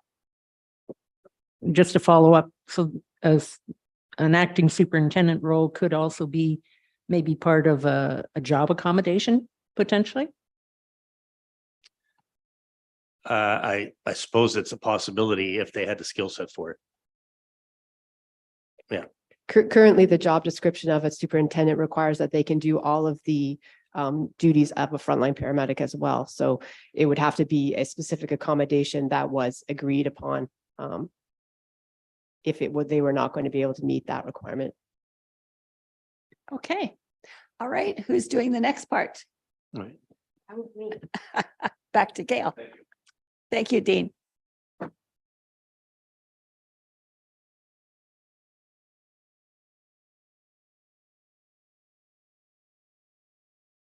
So good morning again. Our final project proposal is for enhanced paramedic resources.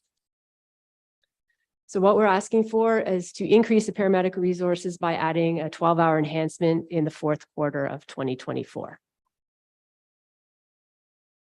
For some background, the ORH study in 2019 had produced a 10-year master plan for service delivery with a goal to maintain our 2018 response times.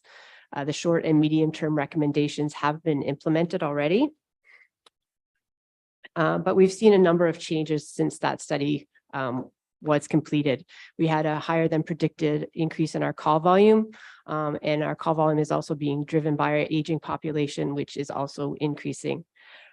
We've seen a big increase in our UHU, driven largely by offload delays, and it's resulting in a deterioration of response times. So just to review UHU, unit hour utilization, it's essentially a mathematical calculation that takes the number of patient transports to the hospital multiplied by the time on task of the paramedics, divided by the number of staffed ambulance hours. So looking at time on task, so we have a good understanding of that as we move this discussion forward. The response time is the time from the call, when the call is received and the crew's notified, till they get to the patient. So it's getting the crew, the resource to the patient. Then we have our scene time where the paramedics are on scene, stabilizing the patient and preparing them for transport. The drive time to the hospital. And then once they arrive at the hospital, there's the triage time, which is the time when they're waiting for the charge nurse to make a determination of severity of the patient, where they're going to be placed if they have a bed available. And then there's the hospital offload time, which is from when they arrive at the hospital to when they're actually able to put that patient on a hospital bed and give the report to the nurse and clear the patient. Then there may be some additional time at the hospital where they're completing paperwork, cleaning their vehicle, getting their equipment back together. So all of those times together from the time that they receive the call to the time they leave the hospital is the time on task. If you have an increased time on task, you have an increased unit hour utilization. So when you look at the impact of unit hour utilization, this graph illustrates the higher your unit hour utilization, the less availability there is of an ambulance to respond to the next call. So if you look at our goal of 0.35, then 65% of the time there's an ambulance available for another call. If you're looking at the 0.5 where we're sitting right now, it's a 50-50 chance that there's going to be an available ambulance to go to the next call. So when you have an increased call volume, you have an increased time on task, and no change in your staffed ambulance hours, your UHU is going to go up, and it's all about availability of a vehicle to respond or paramedics to respond to the next call. So when we start with the call volume, we've shared these statistics before. Our call volume has increased significantly, and between 2018 and 2022, it rose 5%. To the end of the third quarter of 2023, it seems to have leveled out, and we're sitting at approximately the same call volume as we were in 2022. Seniors drive a large portion of that, so they account for 48% of our calls are seniors age 65 and plus. So as the population of seniors continues to rise, and it has risen from 19% to 22% over the past 3 or 4 years, our call volume is going to increase as well. And there's been continues to be a large amount of building of seniors residences in the city. Our on-scene time increased 18% since 2018. What's driving this is maybe an increase in PPE requirements and taking longer to do that, but as well, it's an increased scope of practice for the paramedics who are now bringing definitive care right to the patient's side. It's no longer load and go, throw your patient in the vehicle and drive fast. It's making sure that they're getting the correct care on scene and preparing them for transport. And also anticipating that, now with offload delays, you're not necessarily going to get the care of a physician immediately upon walking in the emergency department. So the paramedics are going to need to be able to have the patient stabilized before they transfer. And our on-scene time, it also has remained stable so far this year compared to last year. The biggest driver of our time on task has been our offload delays, which increased 725%, as we've discussed numerous times. And when we look at this statistic for 2023, it has also increased over 2022 values again this year.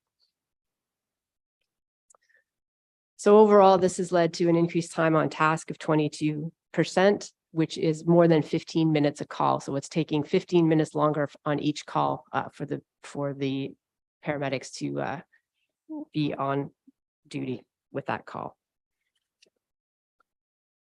So this graph is from the Eastern Ontario Wardens Caucus study, and what it essentially shows is the significant increase in UHU from 2018 through to 2022. So it's increased day, night, and overall. Keeping in mind our goal is 0.35 and we're sitting at well over 0.5. This is just a graph of the UHU for all of the stations in Frontenac over the last 5 years. So the trend is continuing up. And as I mentioned, when you increase the call volume, increase the time on task without more resources, you're going to increase your UHU. So all of this has led to decreased availability of ambulance and paramedics to respond to calls, longer response times, and rural resources being directed into the city of Kingston to respond to calls when our trucks are all tied up at KGH. The Eastern Ontario Wardens Caucus refresh results show that the situation in Frontenac is consistent with the rest of Eastern Ontario. Call volumes continue to rise. Time on scene is rising, offload delays are rising, and UHU across Eastern Ontario also is up. The EWOC study also made some predictions looking at resourcing requirements in the future. So the trend line low is an extrapolation of response time volume growth trending prior to COVID. So if COVID hadn't happened and offload delay hadn't happened, we might be sitting at the trend line low situation on this graph. The trend line high is extrapolating forward as if things continued as they have during COVID. So if we continue to see the 5% increase in call volume and the offload delays, you would be looking at that type of increase. And the regression trend line is what they consider most likely to happen. So it correlates to the response. So if we follow the regression trend line, we would still be looking at an annual increase of about 5.2% increase in calls, and that's a 35% increase over 6 years. So based on this, the EWOC study made some refresh resourcing recommendations. So this recommendation is following the regression trend line, trying to keep a unit hour utilization similar to 2022. So under this scenario, they would be recommending that we need 6 new resources between 2023 and 2028.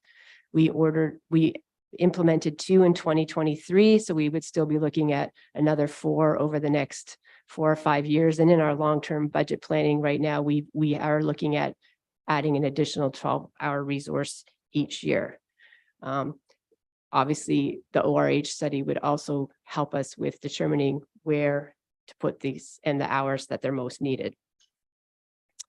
If you go to the next slide, which presented a scenario where you wanted to recover your UHU back to 0.4, and keeping in mind our goal is 0.35. That would necessitate the addition of 11 new ambulance resources over the same period of time. So we certainly would need to be looking at adding more resources. We're already behind based on these predictions. Obviously, we're going to continue to monitor the situation in terms of call volume and offload delay, and make future recommendations based on the actual statistics that we're seeing at the time.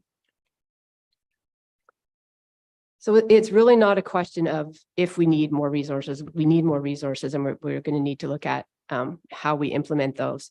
But I think it's also important that we do seem to have public support for this. With the council strategic plan, as a public survey was undertaken, and paramedic resources were identified as a top priority, and a significant number of respondents were willing to see a tax increase to ensure that they had the right resources. And County Council's strategic plan acknowledged the need to prioritize paramedic services. So while it's clear we're going to continue to need to add resources to meet the demands, adding the resource for the last quarter of 2023 would allow us to evaluate the impact of the resources that we added this year. While our 2022 UHU was 0.51, when you look at the first 3 quarters of 2023, we haven't changed our time on scene. We haven't changed our time on task. We haven't changed our call volume, and we have seen the UHU drop from 0.1 to 0.51 to 0.48.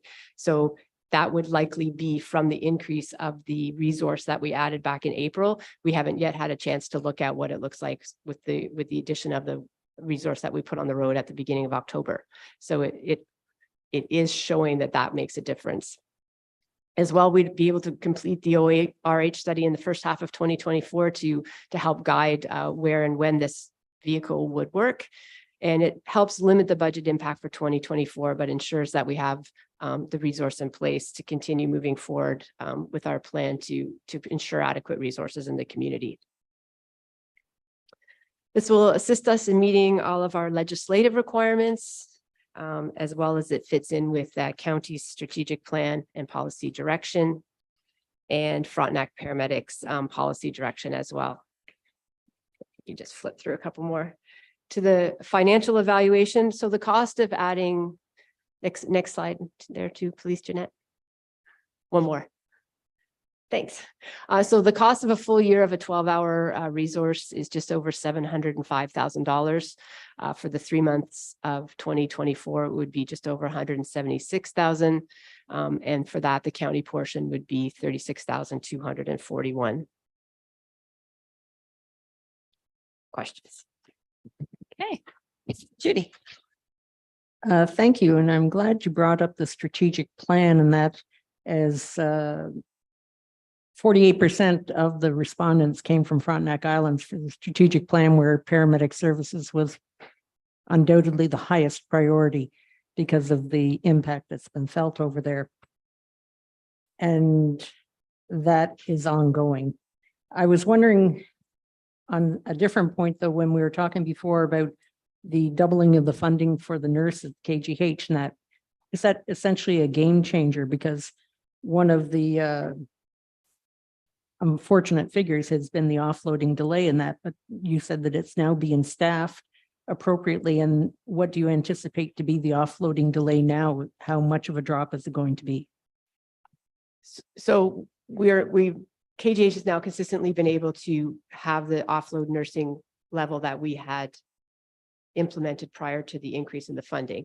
We've recently received notification of the increase in funding, so we're actively working with KGH on how we're going to see that implemented.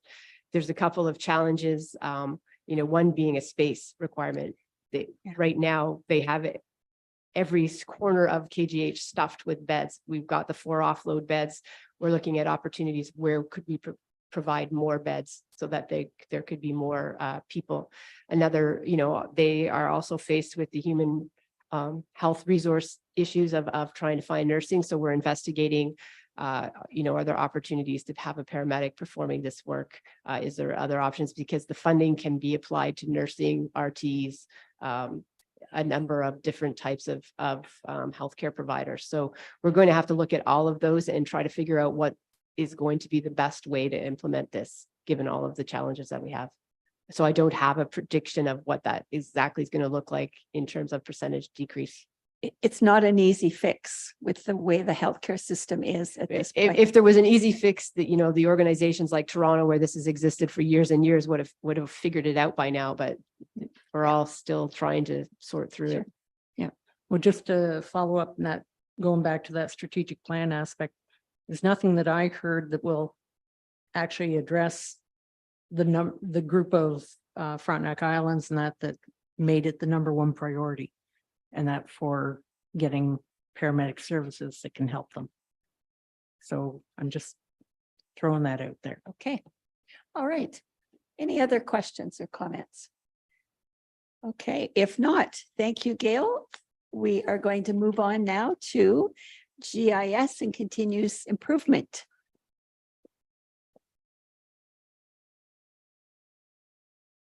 Welcome, Kevin. So good morning, council, and thank you for the opportunity to present the budget or the business plan for continuous improvement in GIS. I like to think they saved the best for last, but I know I'm standing in your way of lunch, so bear with me and we'll get through this. So next slide. So just a quick overview. Continuous improvement looks at things like process improvement, our Lean Six Sigma program, project management, strategic planning. We compile key performance indicators across the organization, and we provide a balanced scorecard report to council each year. In terms of geographic information systems, we provide enterprise GIS services. We have our interactive mapping through our Frontenac Maps portal. We do data creation and maintenance. We oversee our preparation for next generation 911 and civic addressing. We also create maps, do spatial analysis, and provide open data. So the Frontenac Lean journey began in 2015 with the establishment of the Lean Implementation Frontenac team known as LIFT. So since its inception, the program has continued to grow and evolve. The COVID-19 pandemic obviously had a significant impact on our improvement efforts. Staff were working to address shifting needs and priorities. However, in 2022, we were able to provide Lean Six Sigma training to 10 additional staff and reinvigorate our program. So we currently have 2 black belts, 10 green belts, and 20 yellow belts trained. We've had some lessons learned, and we were able to get back on track with our improvement initiatives in 2023. So the LIFT program offers valuable training to staff and recognizes them for their efforts to improve processes across our organization. This remains important as we look to re-engage staff and foster a culture of continuous improvement. Slide. We've also embedded these concepts in our culture. So one of the core competencies among our staff is innovation and process improvement. In fact, we seek indications of this through our hiring process, and we provide an overview of our program during our onboarding and orientation. We continue to work at changing the narrative from we've always done it that way to how can we do it better. And that's on the next slide that kind of shows my favorite cartoon of what we're trying to achieve here. And a look at some success stories, if you flip a couple slides forward. So in June 2023, the county's LIFT program was recognized with an EA Danby Award for excellence in municipal administration. This is awarded to municipalities that demonstrate an initiative or a willingness to explore innovative techniques that produce tangible results related to efficiency and effectiveness for a municipal corporation. It was an honor to accept this award on behalf of all the staff that participate in our program. And I got to go up on stage with Jeanette and Brianna to accept that award. This slide just looks at some of the projects we're looking at tackling, or we're currently tackling in 2023. Everything from communications, looking at our e-records, our accounts payable process. We have a couple Fairmount processes we're looking at, some Frontenac paramedic processes, as well as looking into potential for improvements around nighttime operations on the Howe Island Ferry. In addition to this, we've also provided support for processes associated with the EOWC, and we also contributed on a building department review in South Frontenac.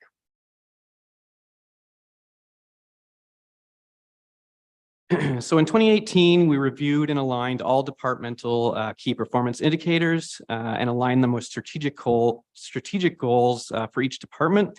And we established a balanced scorecard focusing on 4 key areas.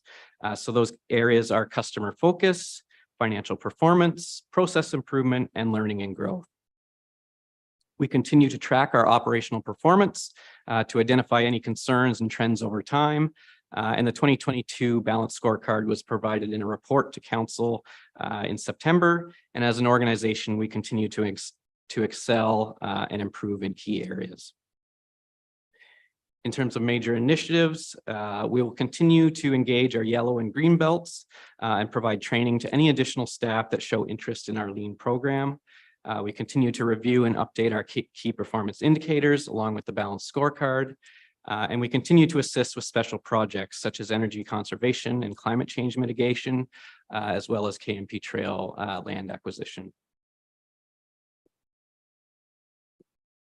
We'll now shift focus to Geographic Information Systems, or GIS for short, which plays an important role in supporting county and township initiatives. So our GIS team provides enterprise GIS services. Our GIS specialists, Charlene Godfrey and Christy Hutchinson, work closely with county and township staff, providing support.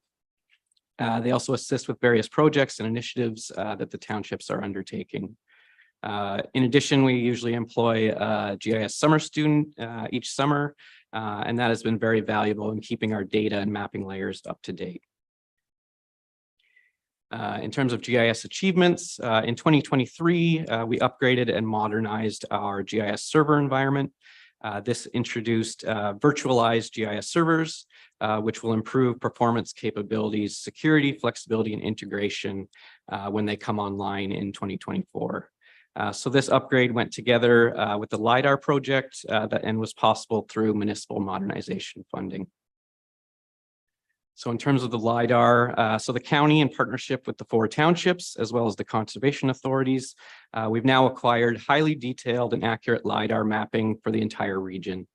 LiDAR provides a way for the county to gather detailed elevation data over a large geographic area.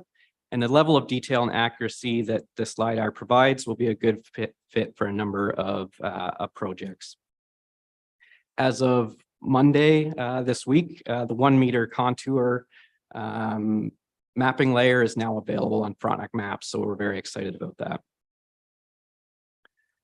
The GIS team has also worked with marine staff to come up with an iPad solution to track data on the Howe Island ferry trips.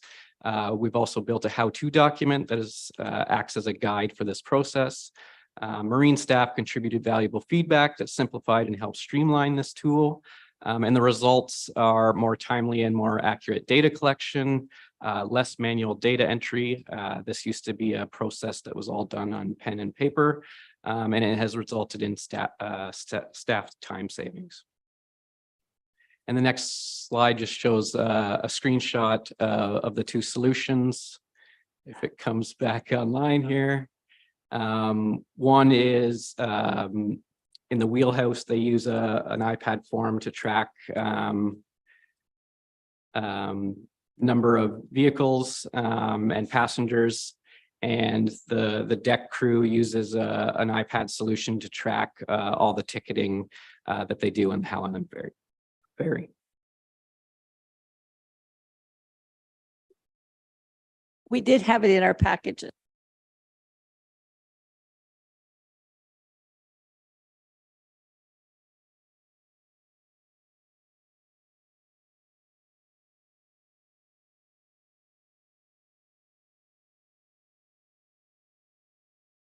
How long has that been in for? So the GIS team continues to work closely with planning staff to update digital zoning mapping, official plan documents, as you know, and we provide maps for the influx of planning applications over the last few years. So the examples you see here on the screen are for the Marysville secondary plan.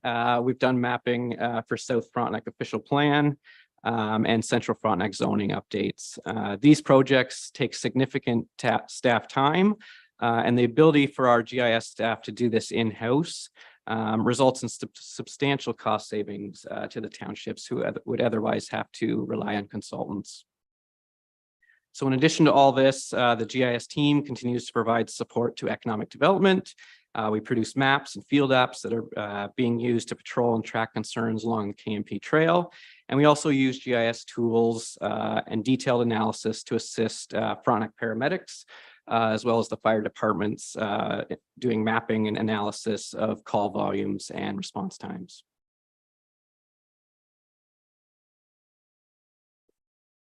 Keep going. You get the biggest star for being able to go ahead without notes. Keep going. So the next slide would have been around key GIS initiatives. Yeah, so that's all the fancy mapping around official plans and zoning, all that good stuff. So if you go to the next slide,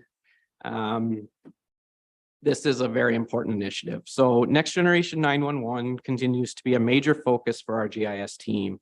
NG 911 is touted as the biggest fundamental change to contacting emergency services since the invention of the telephone.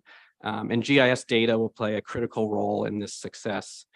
So the GIS group is undertaking a number of initiatives, some of which you see on the screen there, to ensure our region is prepared for this. Next slide. So Next Generation 911 authority agreements have now been signed by each township. These have been signed with Bell Canada. And these agreements replace all the previous 911 agreements, and they establish each township as the 911 authority. Now that these are in place, our public safety answering points or dispatch centers are now able to begin migrating their technology to be ready for NG 911. And again, GIS will play a critical role in all this. So our county GIS staff continue to work hard to ensure the required data sets are accurate, up to date, and ready to meet all the new standards of NG 911. We have also reviewed current road naming and addressing bylaws, and we've drafted a consolidated road naming and civic addressing policy to ensure consistency with the requirements and expectations of NG 911. So this document that you see up on the screen is in draft version, but it's been circulated to township staff for input, and we hope to adopt it by the end of the year. Essentially, this would be a policy document so that we're all singing from the same songbook in terms of how we do addressing, road naming, all that good stuff. This document also helps to define clear roles and responsibilities. So as the 911 authority, the townships are responsible for the things you see there, assigning civic addressing, signage, notifying property owners of changes, making updates to municipal records, ensuring documentation. And the county GIS group, we act as the regional GIS data aggregator. We maintain an official road network and civic address point data set. We review, provide recommendations, help to resolve issues, and we're the point of contact to send the data to the various emergency agencies. So as part of all this, validating civic address points throughout the region is well underway. So the GIS group has developed mapping tools to verify and correct addressing concerns in the field. This screenshot here shows our live dashboard that is used to track our progress on this important initiative. So we've verified well over 20,000 address points across the entire county. We're actually now sitting at 93%, so we've ticked up a little bit since I took this screenshot, but a significant portion of the remaining addresses that need to be verified are associated with water access or islands. So throughout the county, we have numerous lakes and islands that we need to verify the addresses associated with those. So part of that, we'll be working very closely with township staff. So I won't ask for a boat to get to those. We'll work closely with the township staff and fire departments to access those properties. Sure, they're going to ask for the boat, right? Yeah. So in terms of next steps on all this important stuff, so we're looking to finalize and adopt that road naming and civic addressing policy by the end of the year. Again, we're working to verify official island names, and there's actually a specific process to go through with the Ontario Geographic Names Board to establish an official island name. Again, we need to review and validate water access only addresses. There's a ton of those throughout the county. And continue to undertake analysis and ensure quality control on all this data. So that slide here also just lists the required data sets for NG 911, some strongly recommended ones and recommended, and most of those we have covered. So we'll be ready by 2025 when all this stuff is expected. And finally, so every 5 years, we partner with the Ministry of Natural Resources on their imagery acquisition project. So in our Frontenac Maps portal and through the mapping, we currently have 2008 imagery, we have 2014 imagery, we have 2020 imagery, and in 2024, we'll be partnering with the province and other municipalities and private sector to acquire the latest, greatest imagery that we will then push up to the mapping site. One caution that has been identified is the need to continue to update our addressing data to ensure accurate emergency response as we prepare for next generation 911. And to mitigate all this, we have GIS resources in place. We've reviewed best practices with neighboring municipalities. And most importantly, we've been working very closely with township staff to ensure the region is prepared. Any questions? Okay. Ron, Judy, and Fred. How do you define what the real name of the island is, or the real? I mean, if you go historically, it might have been called, I'll take it for an example, the corner of Sydenham Road is Moon's Corner. Yeah. Probably hardly anybody knows it's Moon's Corner anymore, but it always was. So how do you define what the real name is so that people still know what you're talking about? So some are already established and they're referenced in the Ontario Geographic Names Board. They've already been established, but like you're saying, some people may call it Ron Island, or I might call it locally Kevin Island kind of thing. But we're doing actually a test in Central Frontenac. So we're working with Central Frontenac staff to do this for Charlotte Lake. They've sent out letters to landowners to say, to ask for their input, following a certain criteria. The naming board has certain criteria. They received some feedback and others they didn't hear anything. So we're also looking to reach out to Indigenous representatives for their input. And I guess at the end of the day, if we don't have names for these islands, we'll work with the township to come up with names and get them approved by the naming We board. have about 98 of them. Yeah, so it's the next big hurdle in terms of this civic addressing stuff. Judy. I've got one that's called number 7, so maybe we can get a nice name for it. The official name. Yeah, the official name. And when you mentioned the trails and footpaths and that, I can appreciate that's going to be a heck of a challenge, especially when we're talking about the kick and push trail.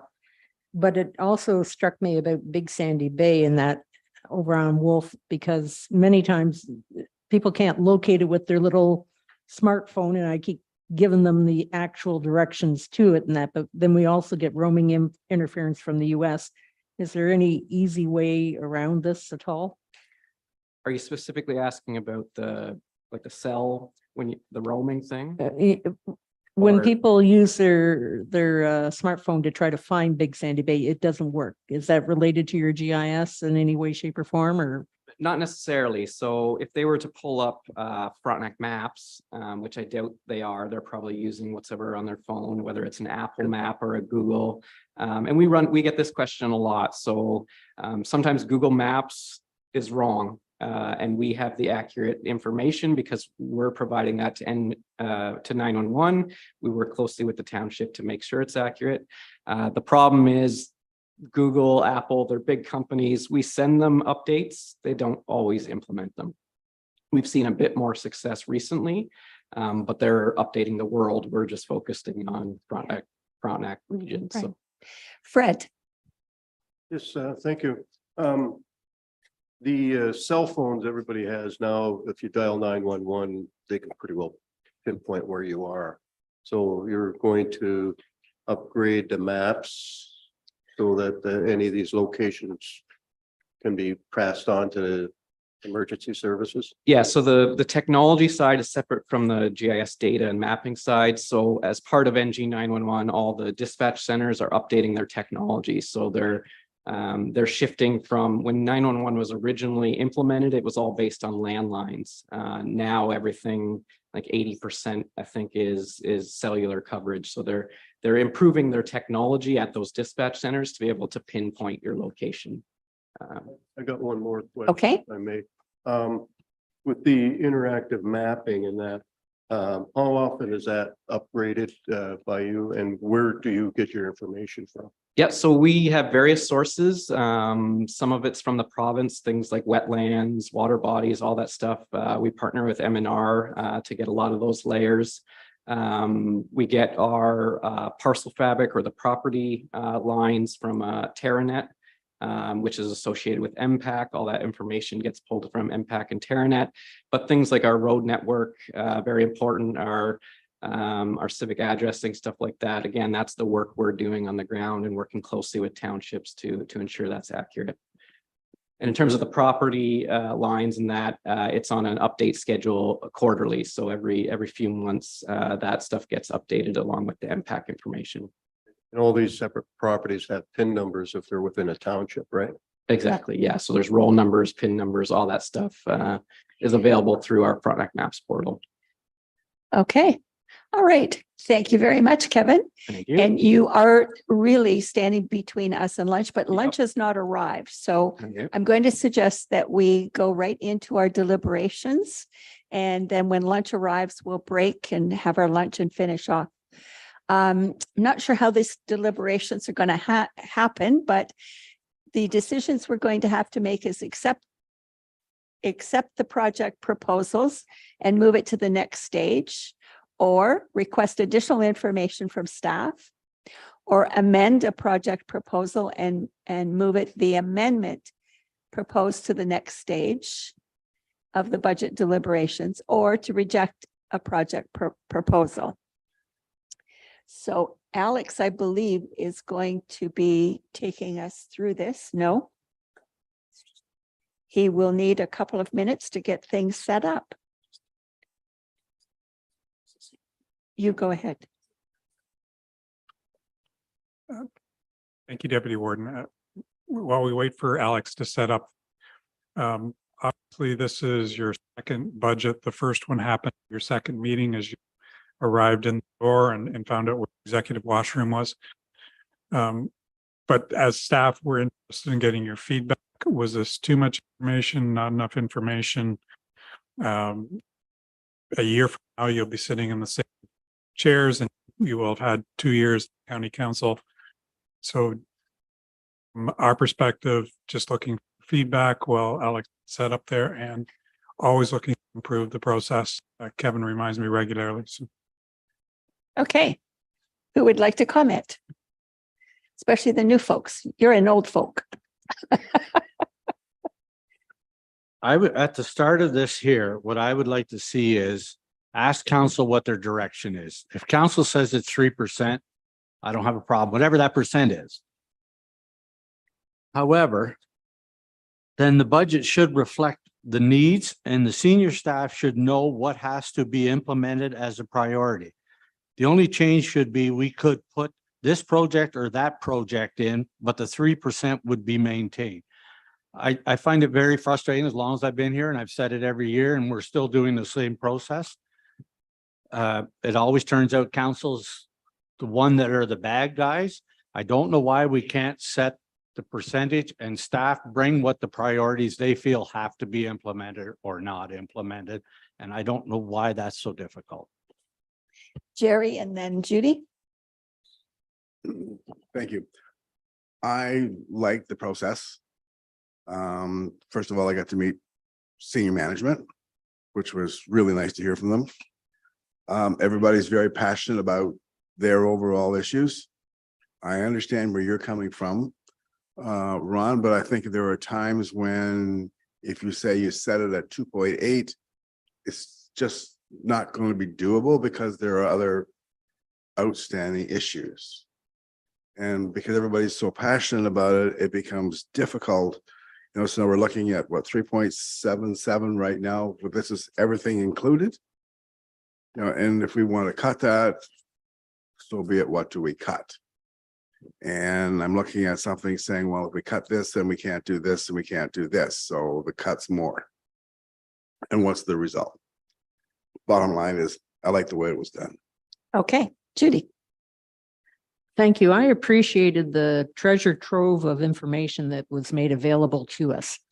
What might have been additionally helpful is having a pre-meeting for anybody that wanted to go over any in particular problem areas and that, so that you could get some of the answers ahead of time. That, for example, I'm thinking now, I'm wondering the part-time superintendents, how many FTEs that is. And that's relevant. But I think the process of doing it over 2 days, but having a pre-meeting for anybody that's keener on going through some of the numbers, because I had to get familiar with 2021, 2020, and that to see where we were going from and that, and ask for the reports that I didn't know or hadn't been included in that. So I really think I'd give this an A for effort. And that, but I think there could be a bit of improvement in that, especially since many of us are new to the council.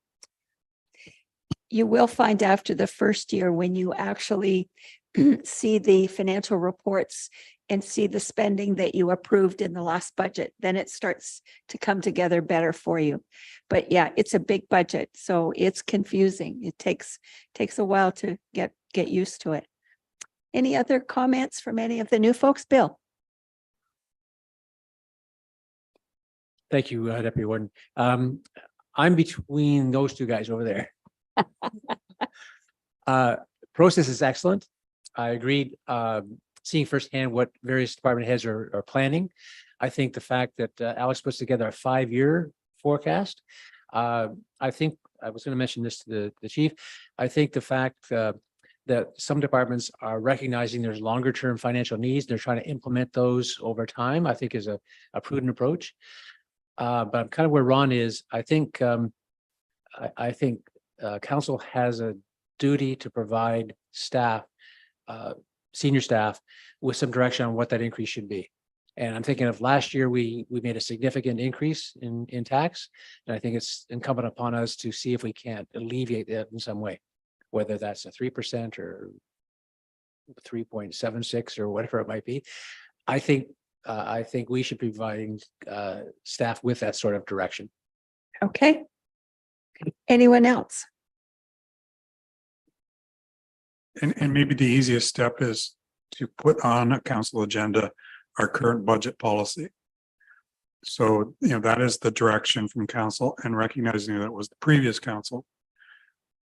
This council can go through it and say, yes, we agree with that. No, we don't agree with that. The way it's established now, based on the previous council, is that any service level change comes to this council for approval. It isn't a staff decision. I think what the warden is suggesting is that those decisions be made within a % target and that be brought to council. Advantages and disadvantages to both. That's why we pay you the big bucks to figure that out. Okay. Alex, are we close? There he is. I lost you. All right, we've got a good half hour. Good. All right, so as council can see, we have the table with basically all the budget components there, all the project proposals broken out. The one thing we haven't discussed yet are the external requests from others. So if you'd like, we can start off with those. And then from there, we'll work through here. So this year there were two. There was $25,000 from the Cataraqui Conservation and $500 for the Food Policy Council. And I'll maybe let you encourage Okay, discussion on those. I'll take that from here. Okay, let's start with the easy one, the Food Council. $500. Yes, no? Yes. Okay, that's done. Cataraqui, they're looking for $25,000 for their trail. Ron, I think Cataraqui should manage their own budget, and if they want to put it into a levy to all their users, that's what they should be doing, but they should be thinking long-term on their trail.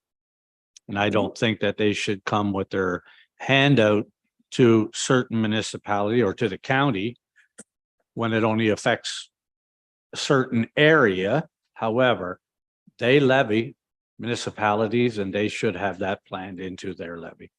That's my opinion. okay. Any other opinions? Jerry, With Cataraqui, when we first saw that 25,000 and some additional funding from other organizations wasn't going to be near enough. So there's got to be more. So I agree with Ron. You know, if they want to come back, let's come back with an overall picture. And maybe they can do it through a direct levy. okay. Any other comments? How many say no? Okay, Cataraqui's out. That's resolved. Let's go to the next one. As he's changing that up there, it's changing the number at the bottom, I believe. Okay, I can barely see it over that at that end.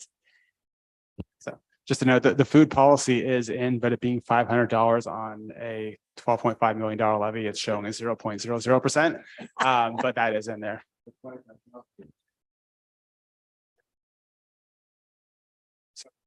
So the default is for these to be out. So just to show you, Oh, right. if that was moved in, They were out. then that would be a 3.98% levy. So the default is for all external requests are out, and then can be voted in. The proposals are in and can be voted out. Okay, so where do we go from here?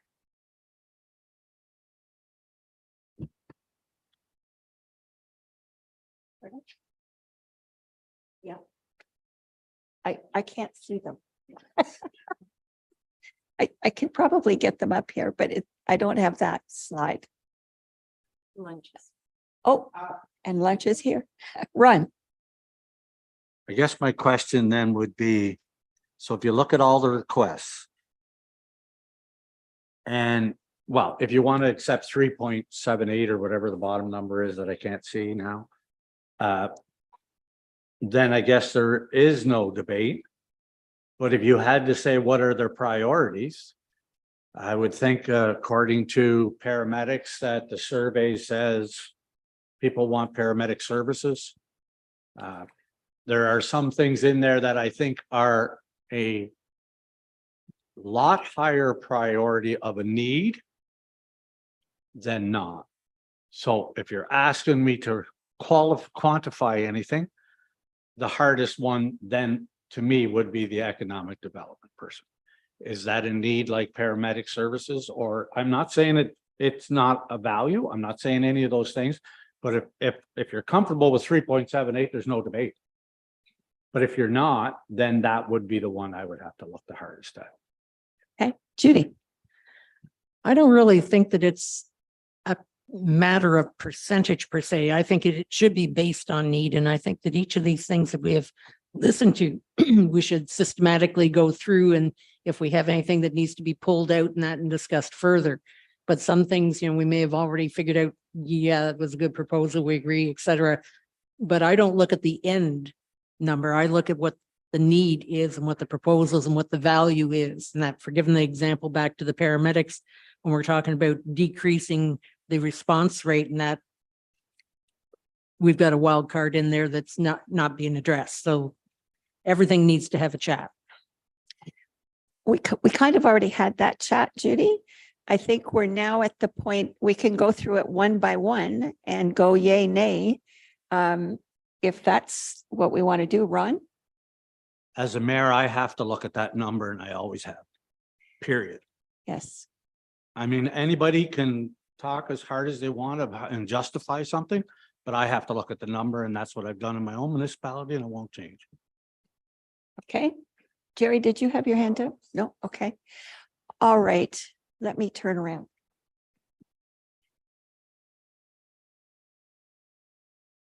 Where's our first one? Yeah, you go ahead. I can't see them up there. All right, I'll read them out. So I'm just going to start from the top, work our way down, and I'll let you guys lead the discussion on that. So the first one is the Frontenac paramedic 12-hour crew as of October 1st, 24. Okay. I'll do the who's talking. You do that part. Okay. All right. So what's our thoughts on the paramedic 12-hour? Yes. No. Yes. Okay. So that's a yes. We're going to leave that in. The next one. The next one is again for paramedics, the new superintendent. And again, that one was going to be funded out of the 0.65 paramedic growth reserve. Okay, Judy? That's where I think I'd like to have more information on what the FTE response is for the 10 part-time, casual, acting, whatever the other superintendents are. Okay, Judy, or sorry, what's your name down there, Gail?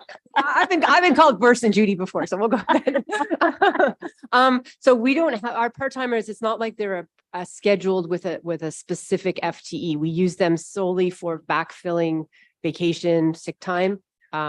So there's no specific FTE related to each part-time position, and our acting superintendents are brought in when we have a full-time superintendent who's out for a period of time for illness, injury. Okay. Cumulative hours would work together for the FTE if you're doing it for backfill. So we don't have an idea of how many hours this group, or why do we have 10 people on that if we haven't got even a 0.4 FTE of them? I don't know. I do not have the cumulative hours off the top of my head. We could look that up. Keeping in mind, we don't have 10 full part-timers anymore. We're down to, how many are we down to? 5. We have 5 trying to fill the shifts that come open. Okay. Yes, Ron. That slide there, sorry. The 2% for stabilization, is that in the 3.78 or that's, or if you took that out? That's in the 3.78. So if you didn't transfer any in stabilization, you just took your status quo as being a negative, that would drop you down to 1.78. And, but we moved some of that because of interest. We moved a chunk of it already though, or else it would have been worse. Am I not fault? Correct. So the chunk we're moving is the 2%. So if you didn't move any of that part, it's 1.78. Because we're saying we'll move 2, that was 3. That's where we got to 3.78. Okay, Jerry. So on that, the 2% is really going into a capital reserve or stabilization reserve for future. And that we know the 0.65 for capital is not going to be sufficient. So we're actually rebuilding the reserve 1 year early, right? It's really between 2 underfunded reserves. So the stabilization reserve was used the last few years to reduce the levy, be it through the paramedic base, through other kind of one-off projects. Where it's at the point where now it's well below where the target is in the budget policy for where it should be. And there isn't a whole lot of room at this point to take on those one-off projects going forward. So this is just trying to build it back towards what the target is. The dedicated capital reserves are different. So if council preferred to fund the capital reserve like I said, it's between one of two underfunded reserves at this point. But both could use the help if that makes any sense. Go ahead, Jerry. So this is a one time. Unless we get a lack of interest next year as well. Okay, thank you. Okay, Judy. If my memory serves me in that we were about under 8% for the stabilization fund, and our target is 15%. And so it's been sinking, and that if we put that 2% in, it goes more than 10%, correct?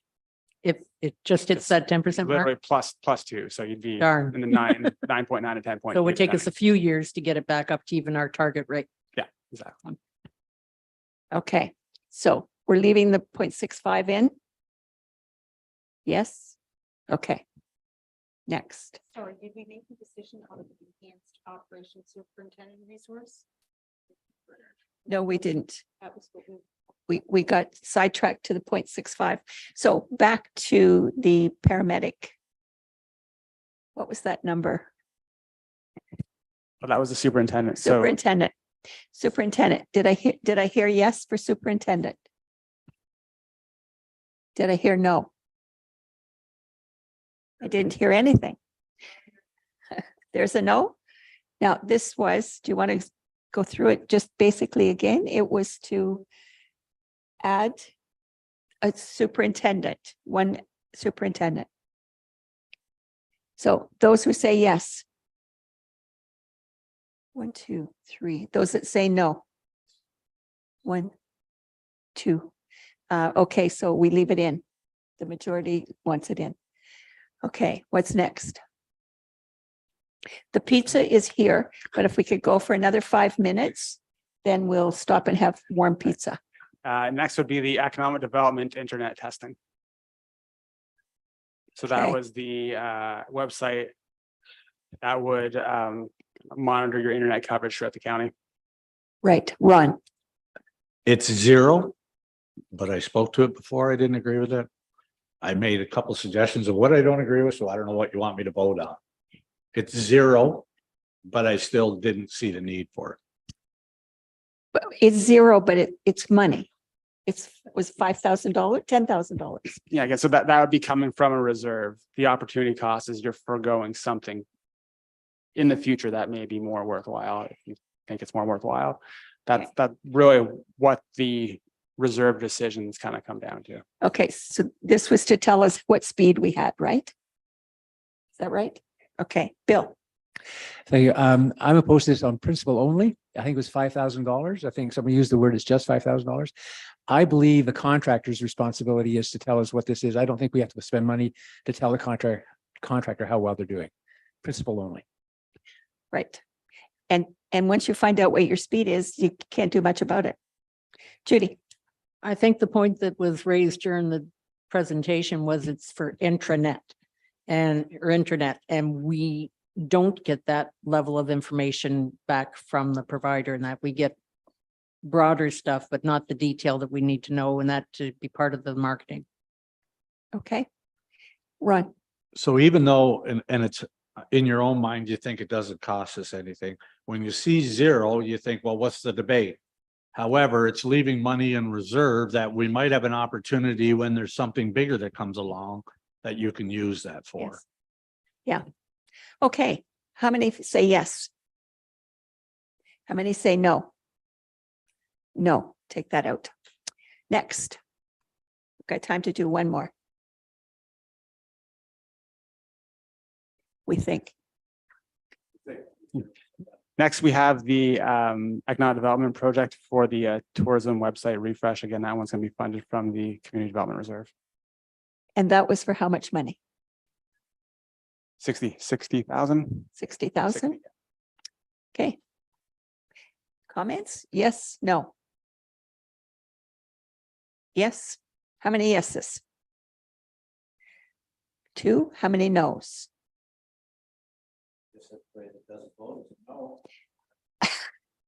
Let's talk about this a little more. Do we need to eat first and then we'll be happier? Judy. Okay, the tourism website, I think there's a good discussion that if we're going to attract people other than people that actually existing here in this area, and that it's the website that is going to be the attracting feature, whether they come from the US, from Europe, or Toronto or Ottawa, and that. So to me, it's a no-brainer at this point in time, and that if you want to do an increase, fair kick of the can of what the previous councils had supported, and that for the development of Frontenac tourism, that you need to play the game, which is improving our website. Okay, Ron. I guess I have to ask the question then. For argument's sake, if we don't approve the economic development officer, is the internet website tourism still needed? And can you do one without the other? Or are they both connected together? I believe they were connected, but we'll have Richard answer that. Yeah, we wouldn't have the capacity to lead a project like implementing a new tourism website without another person on staff. Right, that's what I thought we had said. Okay, so Jerry, did you want to say something? Well, I mean, want to wait till after lunch. I want to go back to that stabilization fund. Because I don't understand it. There's $400,000 of free money sitting there. It's a one-time deal. So, and this is where I don't understand it. Why is it being added to the tax levy as a cost? Because it's already there. It's not going to be, from my perspective, it's not an impact on the ratepayers. So I'm looking forward to an explanation. So the 440,000, 170,000 of that, more or less, is going to the status quo. The reason this is a negative is because of that increased investment income. Or sorry, let me take that back. One's revenue, one's. So the reason status quo is favorable this year or negative is entirely because of investment income. So instead of taking the full $440,000, just subsidizing the levy this year, decisions to take $249,000 of that, put it to reserves, take the remaining 160 of that windfall, whatever it works out to then basically offset your levy. So on its own, it's still a reduction of the levy of about 1.3%. And again, if you fully want to take it to the levy, that would be your net impact. Okay. It's kind of a revenue and an expense. It's kind of netting Yeah, exactly. the dollars out. Yeah. But it doesn't get applied to, I'm looking at the 3.78 as what's going to be taxed or sent or asked the residents to pay. But because we already have that money coming from this source over here, why does it count against the 3.78? Because we already have that money and they don't have to pay it. Can you explain it? You understand? Does anybody get this? Or is it just me? Because if it's just me, I'll shut up and just go away. It's always been set aside as a cost.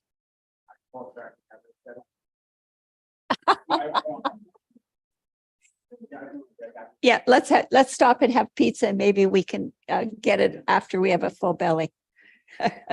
And Nikki, you have to leave early. Okay, all right.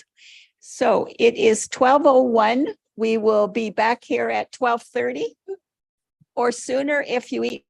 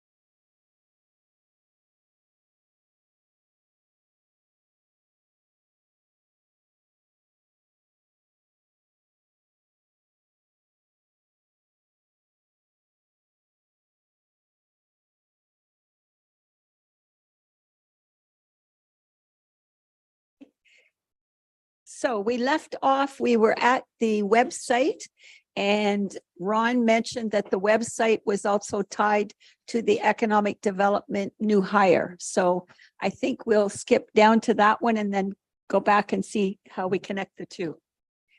So that one, Alex, is what percentage? Or dollars? Oh, got a dead mic. All right, so this is the Economic Development Community Development Officer. This would be fully on the levy. It was a 0.94% increase and a $116,000 impacted levy. Okay. Anybody want to speak to that? Judy? That was fully discussed at the Economic Development Planning Committee. That's very broad and has a lot of community input into it. And it was very well supported there. I think that there needs to be an investment that hasn't been made into the development of Frontenac economic plan, and the current group of basically 2 people has not been sufficient to enact the previous council's proposal, and that for developing Frontenac. So I think at the very least, looking at that, a 3-year trial and if we aren't seeing results by then, you can always look at it and see that it's not working. But at this point in time, I don't think there's ever been a full commitment by the county in that to actually do this economic development aspect. Okay, could somebody just tell Billy's on the phone just outside the door that we've reconvened? Matt, thank you.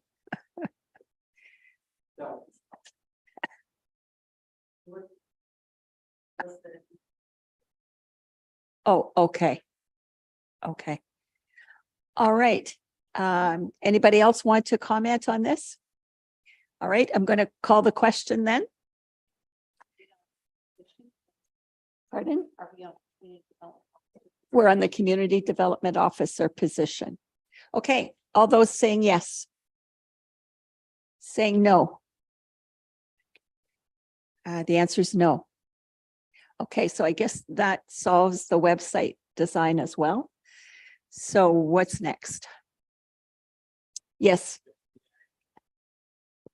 If I might ask, Madam Chair, if you leave the money in for the website and there's an opportunity to team up with somebody, or an opportunity arises with somebody else that's saying we're doing a redesign of the website, I think then if you left the money in, and I'll use Richard because that's his name, but if Richard finds an opportunity where this could be implemented, then the money is still there. If you take it out, then he doesn't have the option if something arose that he could implement. That would be my argument of leaving that in. Okay, and the website is old, as was explained. Okay, how many people agree with that? Leave the 60,000 in. Hands up. And no. Carried. Okay, so the 60 stays in. All right. Next. So next we're on to legislative services. That was the proposal for the current state analysis on our electronic records document management system. It was a $15,000 ask and coming from the stabilization reserve. Okay. Any comments on that? All those in favor of leaving that in? Carried. Okay, that's in. Next. Okay, next request was for a $22,000 contribution to the reserves to be used for physician recruitment. That represented a 0.18% increase to the levy. Okay. Bill? As mentioned during the conversation, I don't think there's enough money. I don't know what the process is if we want to add more, but right now on this schedule, we won't have, what is it, $90,000 it's until year 4. And I think this is an urgent issue. And if we need more money to move faster, I'd be in favor of that. Okay, Fred and then Ron. Yeah, there's other townships that are contributing some money too towards the same. And so I think it might be okay what it is. Okay, Ron. I was just going to comment that we sort of agreed that the 22,000 might not be enough, but we're actually going to come back with a better plan of whether we needed to contribute more or what the long range we would do with those funds. So I'm comfortable leaving it at that for now. As the the deputy warden mentioned, they already have, because of where they live, an 80,000 contribution if it happened in Frontenac County. And I don't know if you used to too, but so that money's there also, along with the 44,000 contribution. Okay. All right. All those in favor of leaving in the 22? Carried. Next. All right, so next was the second phase of the Office 365 enhancements. That was a 0.05% increase to the levy. In terms of raw dollars, that was roughly $6,000 on the levy and about a $23,000 project total. Okay. Comments? All those in favor? Opposed? Carried. That one's in. Next. Oh, yeah, Office 365, well, you gotta do that. Security. All right, this one is for security enhancements for IS. This was a $10,000 ask, of which roughly $5,000 was on the levy, equal to 0.04% on the year. Okay. No comments? Yes, Ron. Dave came just back for this one, so I say take it out. No, just kidding. No comment. Okay. All right. Is all those in favor? It's in. Carried. Next. All right, this one is to move the contract HR coordinator position to a full-time position. Was already funded through the end of 24. Through a previous project proposal, this would be again moving it full-time, so already on the levy, no impact to the levy for 24 on this one. Okay. All those in favor? Opposed? Carried. That's in. Next one is for Frontenac paramedics. This was the resource study.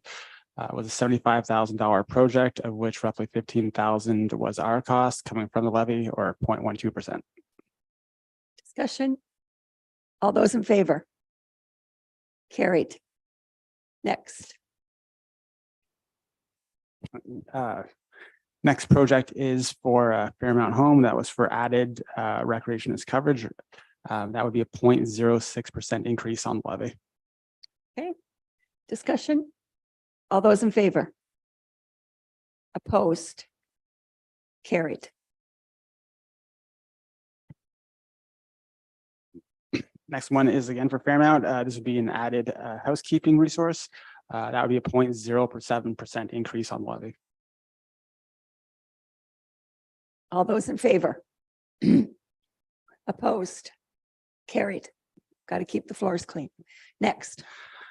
All right, and final project for Fairmount. This is an added maintenance person, and this would be for 22.5 hours per week and would be equal to 0.11% increase on the levy.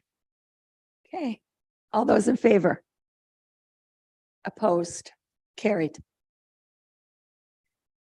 So we're at a 2.84. And we have one more, actually. One more? Okay. So this is for the KNP Trail, and this is for the project proposal for added an added budget or an added service plan for the dust suppression.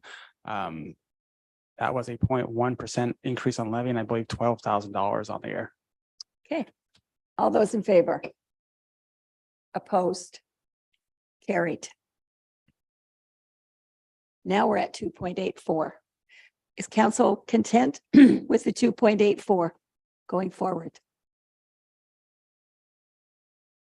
Yes, Judy. When I was talking with Chief Gale regarding the new superintendent and that, we're on the hook for the first year and that for that. So I'm just wondering why, is it all coming out of reserves for covering that off for that first year? Okay, thank you. So just to recap, everyone, so that'd be part of the 0.65% we put away each year for paramedic growth. So that'd be coming out of that. Okay. All right. I think, is there anything else, Alex, that we need to do? Other than we need to do our motion, Jeanette? And this will take us to the end of our budget deliberations for now. So the motion is, sorry, I just have to go back up to the top of my. So it's moved by Councillor Fowler, seconded by Councillor Leonard, that the Council of the County of Frontenac receive the 2024 draft budget and business plans and project proposals report. And further, that Council approve the 2024-2028 business plans as presented. And finally, that Council include the following project proposals for inclusion in the 2024 budget. And those are the Microsoft Exchange email server replacement, the network penetration testing, the human resources coordinator, the current state assessment of County of Frontenac records, and under planning and economic development, the physician recruitment, the tourism website refresh, and the KMP Trail enhanced dust suppression. And under Fairmount Home, the housekeeping, maintenance, and programming vacation coverage. And under paramedic services, the 10-year resources and facilities master plan update, the enhanced operations superintendent resource, and the enhanced paramedic resource. Okay, any further discussion? Ron?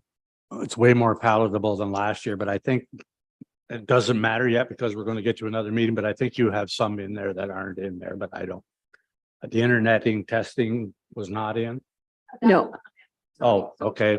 that you didn't say that. Did I say? No, you didn't. You Oh, skipped okay. over it. It's listed in our package though. Okay, all those in favor? Opposed? Carried. All right. There is one other report.